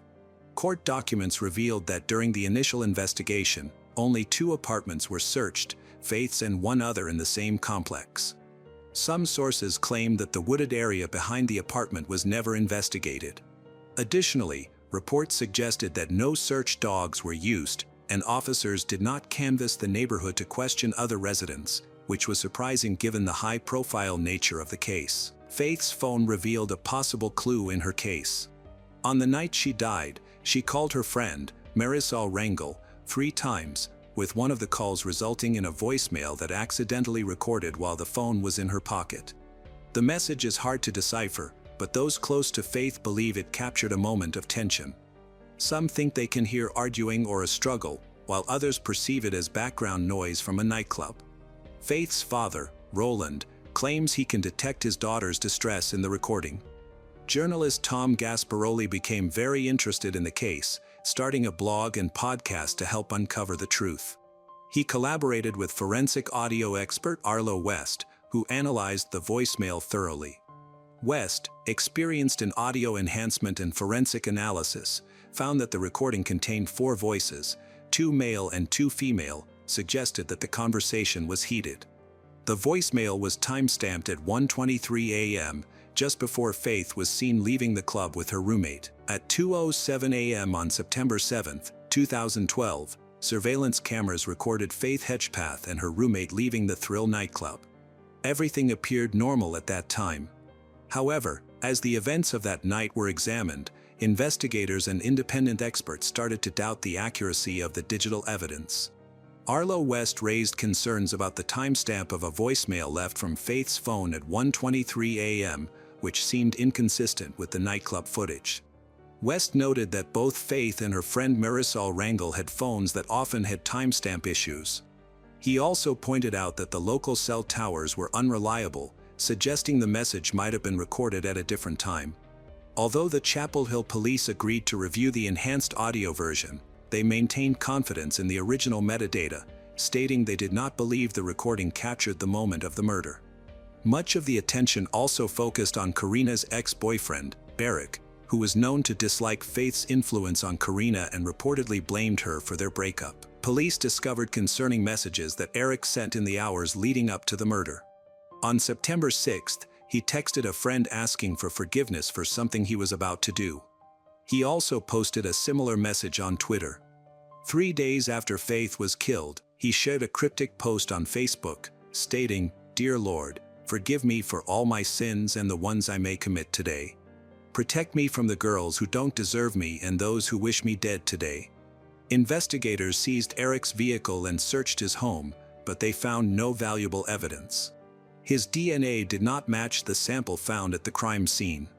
Despite his cooperation, the police still considered him a person of interest, suspecting that he might know who was responsible, even if he was not directly involved. In 2015, police in Chapel Hill were hopeful that DNA evidence would eventually lead to an arrest in the case. Although they did not disclose the specific DNA details or its collection location, they maintained a positive outlook. At the same time, Faith's death caused significant fear and sorrow on campus. Memorial vigils were organized, including a traditional Native American ceremony to celebrate her life and spirit. Many students grieved for her, viewing her not just as a friend but as a cultural sister whose joy and compassion had positively impacted many. In 2016, a significant breakthrough renewed interest in the case. A laboratory in Virginia analyzed DNA from the crime scene and created a composite sketch of a potential suspect. This image was developed using forensic phenotyping, which can predict characteristics such as eye color, skin tone, face shape, and likely ancestry. The results suggested that the suspect might be of Native American descent with either European or Latino ancestry. While the sketch was not a definitive identification, it offered investigators and the public a possible face associated with the crime.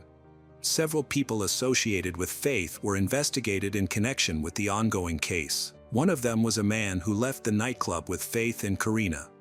He had arrived at the club earlier with 3 companions. All 4 were questioned and provided DNA samples, but none matched the DNA from the crime scene. Faith's father has been very vocal, insisting that Karina knows more than she has shared. Other people have also raised concerns about Karina's actions after Faith's body was found, regarding the 911 call she made. The call lasted over 8 minutes but did not mention Faith by name and omitted the fact that another friend was present in the apartment, giving the impression that Karina was alone. Police have indicated that Karina's account raises several questions, and there are inconsistencies in what she told investigators. One neighbor who saw Karina shortly after the body was discovered remarked that neither girl seemed upset. Complicating matters, Karina had reportedly left the nightclub early because she felt unwell but then left her apartment again just hours later, leaving the front door unlocked. A university soccer player picked her up, and his roommate noticed a small red mark on Karina's clothing that day. Police were alerted and searched for the shirt, but the test results were inconclusive. Authorities could not determine if the stain was blood, nor could they connect Karina directly to the crime. Despite the absence of physical evidence linking her to the murder, Karina has remained a key figure in the investigation. A private investigator, who is closely working with Faith's family, believes that the truth may involve Karina. He speculates that a possible argument between Faith and Karina at the Thrill nightclub, possibly related to a relationship, could have triggered Faith's death. Shortly after the murder, Karina moved out of North Carolina and has not publicly addressed the case. According to Faith's father, Roland, she also stopped returning his calls. Nevertheless, the police state that Karina has always been cooperative when they contacted her. For almost 10 years, the murder of Faith Hedgepeth remained clouded by theories, suspicions, and unanswered questions. Friends, former partners, and acquaintances were all investigated, and despite numerous leads, no arrests were made until 2021. On September 16, 2021, the Chapel Hill Police Department announced they had arrested 28-year-old Miguel Salguero Olivares from Durham, North Carolina. This breakthrough didn't come from tips or interviews, but from DNA collected after Miguel was arrested for a DUI in Wake County the previous month. His DNA profile was entered into the system and matched DNA found at the crime scene nearly 9 years earlier. Additionally, court documents revealed that a palm print found on the suspected murder weapon, a liquor bottle, also matched Miguel, strengthening the case against him.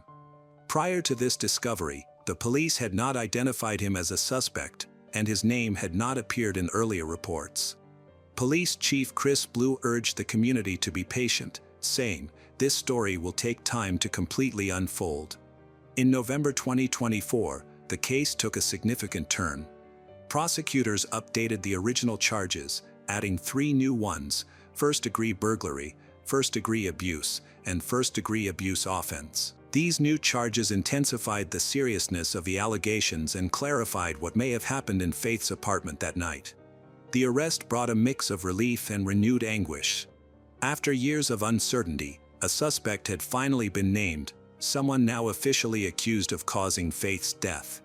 However, as the legal proceedings began, it started a new phase in the quest for answers. Who was Miguel Salguero Olivares? How did he meet Faith? What exactly occurred in her final moments? For her family, this was a long-awaited step toward justice. Yet, for a community still grieving, it was just the beginning of discovering the complete truth. Timothy Wiltsey was born on August 6, 1985. His family called him Timmy. By 1991, when he was 5 years old, he lived with his mother, Michelle Ludzinski, in the small town of South Amboy, New Jersey. On Memorial Day weekend, which also marked the end of the school year, Timothy and Michelle went to a carnival at an amusement park in the nearby town of Sayreville. On May 25, 1991, Michelle's 14-year-old niece, Jennifer Blair Dilcher, and her mother came to visit. However, their plans changed, and they could not go to the carnival together. Michelle and Timothy arrived at the park around 7 p.m. Michelle bought several tickets for the rides, and then they walked over to a soda machine. While she turned away for a few minutes to pay for the drinks, Timothy disappeared. Jennifer was supposed to be picked up by her mother's friend, who was her babysitter. They arrived 15 minutes late and found Michelle frantically looking for her son. As soon as she saw Jennifer and the nanny, Michelle explained that she had been momentarily distracted. Now her son was missing. The group decided to split up and search for him. Jennifer and her nanny quickly found a police officer in the park and asked for assistance. Meanwhile, Michelle spoke to the officer, describing her son Timothy as wearing a tank top, shorts, and sneakers with Teenage Mutant Ninja Turtles on them. She filed a report about Timothy's disappearance, prompting the officer to start searching the park. The celebration was paused, and the area was cordoned off for a thorough investigation. That evening, the search area widened to include nearby forests and beyond. Finding Timothy quickly was proving difficult. Sadly, there were no surveillance cameras in the area at the time. The following day, multiple search teams were sent out. The local authorities provided a helicopter and a team of divers to check 2 nearby ponds. Hundreds of volunteers joined the search and rescue efforts, covering a large area. Many law enforcement officers worked alongside them in the park and its surroundings over the next few days, but they were unable to locate Timothy. During this difficult time, Michelle's family supported her. According to her father and sister, she appeared to be a devastated mother. Michelle never imagined that such a tragedy could happen to her. Just a few weeks earlier, she had bought a graduation dress for her child's kindergarten ceremony. They were getting ready for the celebration and planning a trip to visit Michelle's sister in Florida for the holidays. Everything seemed normal. Despite facing financial challenges, Michelle did not want to rely solely on government assistance. She continued to work and received some support from her family. George Wiltsey, the boy's father, had no relationship with him. Michelle met George after she dropped out of school. She initially lived with her parents on Long Island before choosing to start a family with him. They dated for about 3 years and then moved to New Jersey. While in New Jersey, Michelle became pregnant and gave birth to Timothy in 1985, with George being 18 and Michelle 17 at the time. They decided to expand their family, but eventually moved to George's home state of Iowa. Unfortunately, they struggled to create a stable life together. 6 months after the move, Michelle returned to New Jersey, first living with her sister and her husband. Later, she moved into a rented apartment with Timothy and cut all ties with George. Michelle didn't reveal why she and George broke up, but she prevented him from seeing their son afterward. George didn't provide child support, and Michelle rejected his assistance. She even sent back all the items he mailed for their son. People who knew them suspected that banned substance use might have played a role in their breakup, and George had physically assaulted Michelle at least once. George, however, argued that Michelle longed for New Jersey and her family, which led her to distance herself from him. In the spring of 1991, Michelle, a 23-year-old single mother, was raising her 5-year-old son on her own. She was the only provider for both of them and was determined to create a stable life, which meant she often had to switch jobs. However, her limited education made it difficult to maintain consistent employment. Over time, she worked as a legal assistant, a secretary, and in various retail positions, sometimes juggling 2 jobs at once. Her father helped by sending her money for housing, which was crucial for their survival. Managing everything while caring for a young child was challenging. Michelle frequently needed assistance from family and friends to look after her son while she worked. When no one could help, she would bring him along, which often made her late for work. This tardiness harmed her reputation and led to her being fired from jobs. In January 1990, her support network took a hit when her sister and brother-in-law, who had been a key source of help, moved to Florida. Feeling overwhelmed and without adequate support, Michelle made the difficult decision to send her son to live with her brother in Minnesota for 2 months. This would allow her to save money for his education. Many people who knew Michelle described her as a dedicated mother who devoted all her free time to her son, ensuring he had everything he needed. They often went hiking together and worked on school preparations at home. However, after her son went missing, some critics emerged. They pointed out that her son, Tim, created tension in her romantic relationships. Many of the men she dated were reluctant to take on the responsibility of raising another person's child, which often led to the end of their relationships with her. In her frustration, Michelle started to see her son as a burden. One of her former partners described her as an immature mother who acted more like Timothy's older sister than a parent, saying she often neglected the child's needs. One day, Timothy entered a neighbor's yard and was bitten by the neighbor's dog, requiring 72 stitches on his face. This happened despite the neighbor warning Michelle to supervise her son to keep him off his property. A friend of Timothy's noted that Timothy was very afraid of Michelle's last boyfriend, Fred Bruno. Even though Fred left a negative impression on many, Michelle did not take her son's fears seriously. The friend even speculated that Fred might be involved in Timothy's disappearance. Initially, Timothy's biological father was considered a primary suspect. He had been estranged from Michelle and was prohibited from contacting his son, which gave him a potential motive for kidnapping Tim. Authorities thoroughly searched the father's home but found no evidence of Tim. He passed a polygraph test and had a strong alibi. Fred Bruno was also investigated but was quickly ruled out as a suspect. When the Federal Bureau of Investigation, FBI, became involved in the search for Tim, they began to question Michelle Ludzinski's true identity. Her behavior appeared odd. She did not seem genuinely worried about her son's disappearance. Michelle was experiencing financial issues and difficulties. For many young single mothers, this ongoing stress can sometimes lead to thoughts of abandoning their child, whom they may view as a major source of their problems. Some mothers choose to place their children with relatives, some give up their parental rights, and tragically, some even harm their children. As a result, Michelle quickly became a primary suspect in the case of her son's disappearance or potential murder. Authorities were eager to find out what she had done to him. Just days after Timothy went missing, she took a lie detector test but failed. A week later, she took another test and failed again. The expert who conducted the tests noted that Michelle showed significant emotional fluctuations, avoided eye contact, and seemed more focused on her own situation than on her child's well-being. Several clear signs of deception were observed, and investigators later found out that Michelle had lied to her close friends, claiming she had passed the lie detector test. The situation attracted a lot of public attention. Family members and neighbors also noticed that Michelle didn't express much emotion or seem to grieve for her missing child. During a press conference where she announced her son's disappearance and asked for help, many people felt she seemed too calm, speaking in a flat tone that resembled reading from a script. This observation increased suspicion.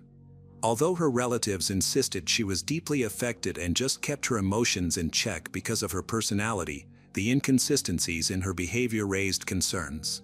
Michelle's account of her child's disappearance was inconsistent and raised suspicions.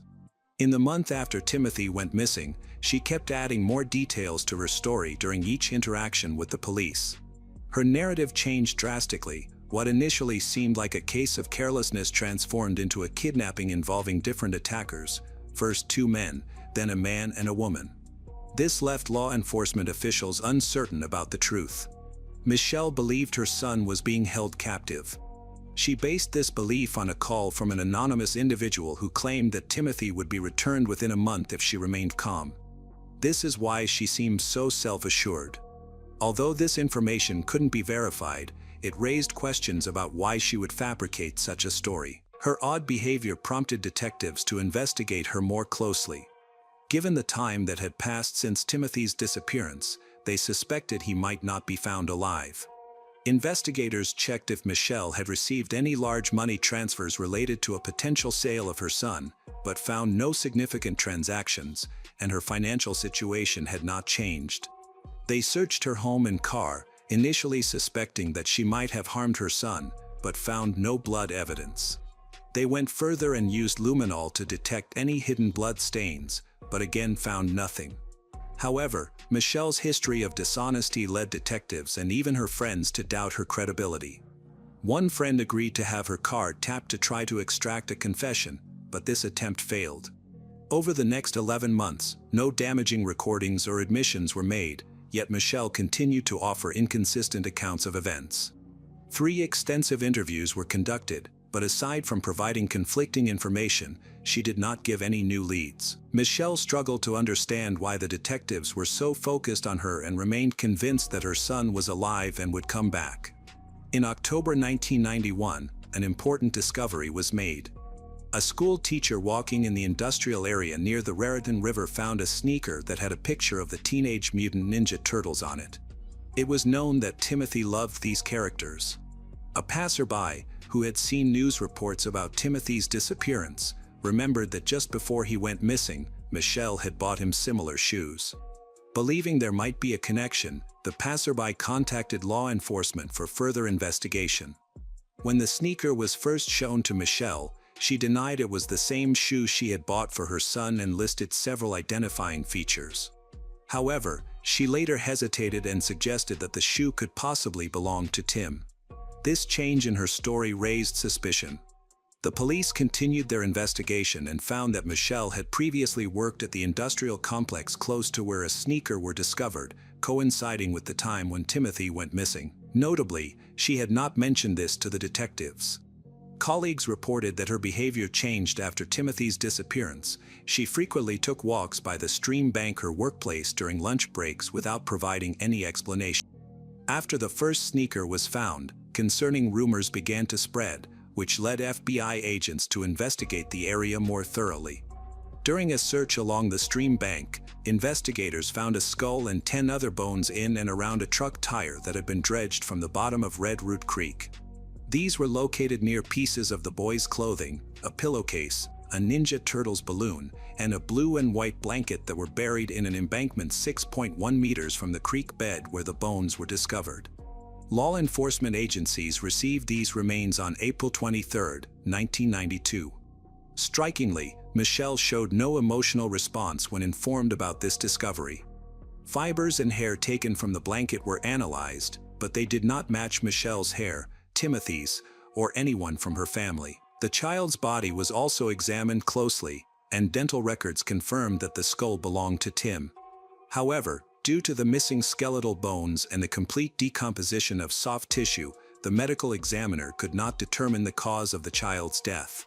By this time, Michelle had begun a new chapter in her life, moving to a neighboring state as if nothing had happened. At that point, there was no evidence linking her to the alleged murder, and the investigation went cold. However, more strange events involving her were yet to unfold. In January 1994, Michelle found herself back in the news. She made national headlines by sharing a terrifying story about how 2 federal agents kidnapped her outside her home. They threatened her with a gun, forced her into a car, and drove her to Detroit, where they eventually let her go. She managed to find her way back home on her own. Michelle reached out to the Federal Bureau of Investigation, reporting that 2 men had called her multiple times, threatening her while pretending to be agents. They insisted that she cooperate and confess to Timothy's murder. Despite their pressure, Michelle maintained her innocence, which she claimed resulted in her kidnapping. Her story captured national attention, shocking the public.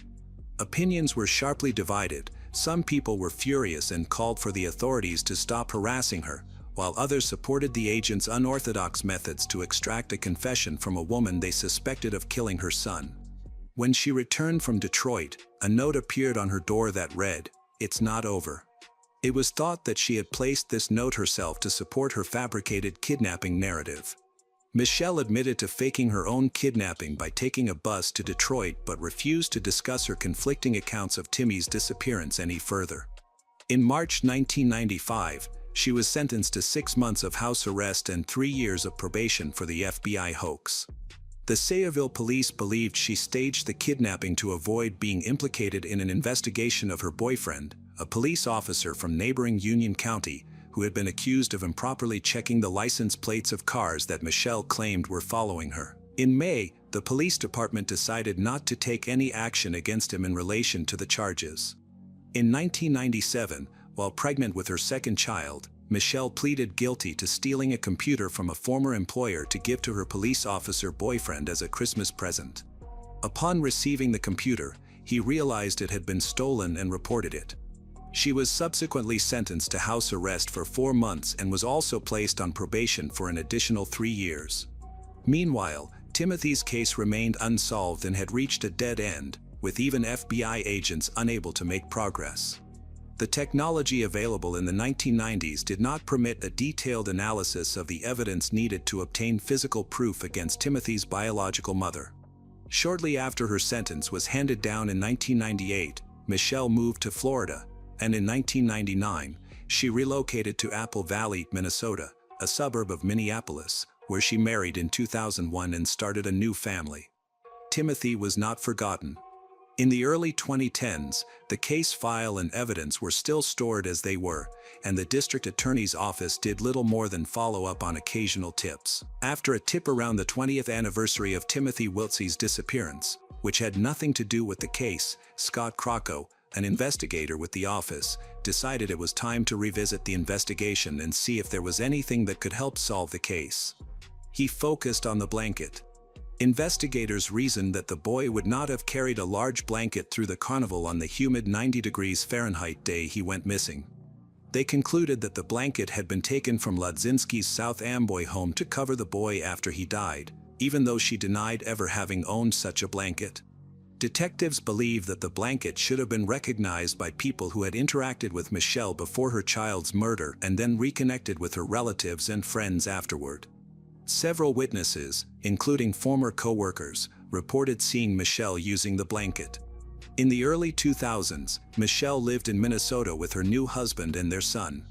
After their marriage ended in 2003, Michelle moved to Florida while pregnant with her third child. In Florida, she gave birth, purchased a home, settled in with her two children, and worked as a paralegal at a law firm. She kept photos of her firstborn son, who had passed away, to honor his memory and ensured her children knew he had existed. The investigation into his death is ongoing.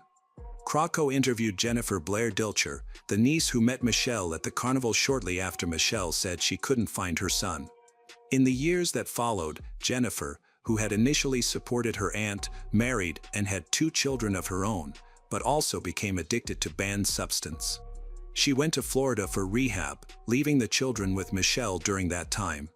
While Jennifer was in the program, Michelle and Jennifer's mother decided that Jennifer's condition was serious enough that they could not return the children after she completed the program, so they placed them with Jennifer's mother-in-law, whom Jennifer greatly disliked.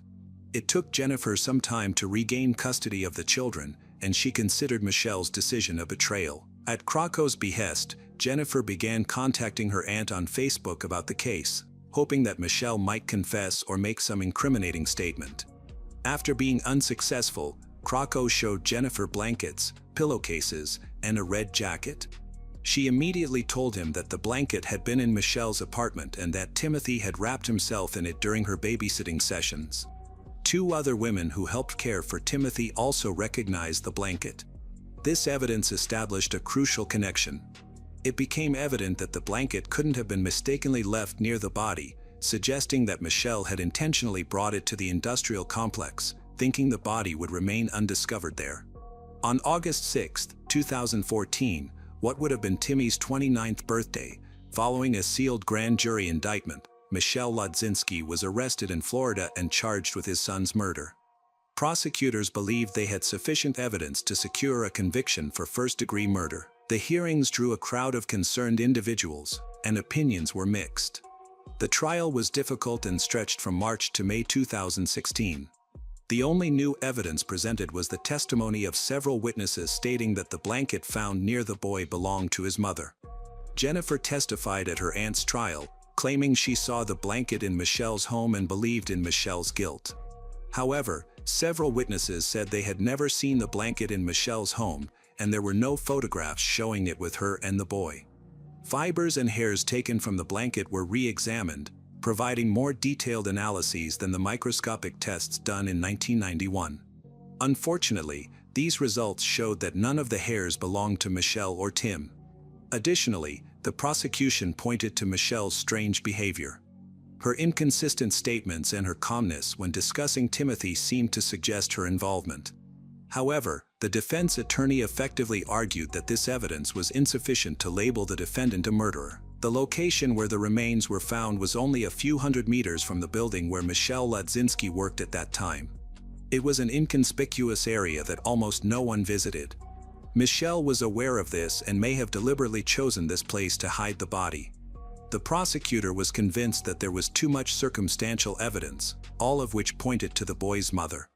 However, Michelle's lawyer argued that from May 25, 1991, to April 1992, when the body was discovered, several major storms had occurred. Independent experts confirmed that the Red Root stream, near which the skull and belongings were found, had overflowed its banks.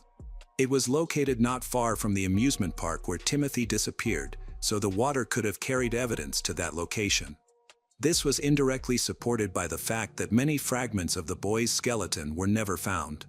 The prosecutor's approach had evolved since the investigation in the 1990s. They argued that Timothy had never gone to the amusement park. He had actually been missing long before then. A new theory was presented to the jury. Michelle had gone to the park alone after disposing of her son and had asked relatives to pretend an abduction had occurred. Meanwhile, Michelle's testimony kept changing. The defense attorney provided an explanation for Michelle's unusual behavior. An independent psychiatric evaluation revealed that she has antisocial personality disorder, which may have contributed to her confusing and inconsistent stories. The lawyer noted that the disorder became particularly evident in 1991, right after her son went missing. This was used to explain her strange actions, which were seen as responses to extreme stress and trauma. The evaluation confirmed the diagnosis, with evidence suggesting troubling behaviors. Consequently, the lawyer argued that Michelle's dishonest claims, including her stories about kidnapping, were a result of her illness. At trial, the prosecution argued that Michelle had murdered her son. They claimed that due to giving birth at a very young age, she faced ongoing financial and emotional challenges. Timothy had grown up during a particularly tough time in Michelle's life. Timothy did not have a relationship with his father, George. Michelle kept George from having contact with him and consistently turned down any offers of assistance. With no support system, she struggled to improve her circumstances, and her relationships with men were unsuccessful, which further complicated her situation. The Lodzinski family was divided during the hearings. Michelle's father and sister believed she was a good mother, while her brother and niece, Jennifer, suggested she may have been involved in Timothy's death. Michelle's defense also presented testimony from an Arizona man who claimed that a former inmate from Georgia had confessed to him that he had abused and killed a young boy somewhere near Atlanta. The testimony did not provide any evidence that the man was in the Sayreville area at the time of Timothy Wiltsey's disappearance, and the man himself denied this on the stand. Prosecutors further questioned the Arizona man's credibility by pointing out that he had previously accused another man of assaulting and abusing him. Another witness testified for the defense about a possible third party, a resident of an apartment complex near the festival, who saw several men throw something about 4 feet long, wrapped in white cloth, into the trunk of a car before driving away quickly without turning on the headlights. After hearing testimony from 68 witnesses, the jury began deliberating in May. The next day, a week before the 25th anniversary of Timothy's disappearance, the jury returned a guilty verdict for first-degree murder. Sentencing was scheduled for August 2016 but was postponed as Michelle's attorneys appealed the judge's earlier rulings regarding jury misconduct and insufficient evidence. Shortly thereafter, the defense moved for a judgment of default, requesting the judge to vacate the conviction and acquit her on the grounds that the evidence was insufficient for a reasonable jury to convict. The judge denied this motion, and in January 2017, he sentenced Michelle Lodzinski to 30 years in state prison without the possibility of parole. After the trial, the jury told reporters that their opinions were mixed. Not all of them believed she was guilty. They were particularly influenced by the unusual testimony from Michelle, which implied that she was hiding something. However, they questioned why she would do that if she were innocent. Immediately after, Michelle's defense team approached the case with renewed determination. They aimed to have her acquitted, emphasizing that there was no physical evidence linking her to Timothy's death. Extensive checks and tests were conducted, but there were no traces of the boy's blood or any indication that Michelle had harmed him or concealed his body. After their appeal was denied, the lawyer escalated the case to the Supreme Court, highlighting the uncertainty surrounding Timothy's cause of death. He proposed that Timothy might have simply run away from the park and died from natural causes, insisting that no one had killed him. Additionally, He pointed out that several legal standards required for a murder charge and conviction had not been met. The Chief Justice recused himself from the case, and with the remaining justices unable to reach a consensus, the guilty verdict was upheld. The defense attorney, undeterred, after the 2016 conviction, Michelle's defense team appealed, escalating the case to the New Jersey Supreme Court, where Chief Justice Stuart Rabner recused himself. On December 28, 2021, the court vacated the conviction by a 4-3 decision, citing insufficient evidence to prove murder beyond a reasonable doubt. Michelle Ludzinski was released from Edna Mahan Correctional Facility that day, having served over 7 years. Double jeopardy prevented a retrial. She reunited with her family in Florida, where she had previously relocated. Despite the legal outcome, her brother and others, including George Wiltse, continued to suspect her involvement, though no new evidence has emerged to reopen the case. After her release, Michelle's brother, who had testified against her during the trial, stated that the jury was correct in convicting her of murder. He argued that the lawyer did not rectify a significant wrong, but instead took away justice for little Tim. However, under state law, Michelle cannot be tried again for this case, even if new evidence arises in the future. The boy's biological father, George, still suspects that Michelle was involved in their son's death. He questions whether she committed the act herself or if she knows who did. Many of Michelle's family members also believe she is guilty, citing her strange behavior, inconsistent statements during interrogations, and the FBI's mishandling of the kidnapping. They are puzzled by why Michelle focused her time and energy on these issues instead of seeking the truth about her son's case. Although Timothy Wiltse's murder remains officially unsolved, many believe that his mother evaded responsibility.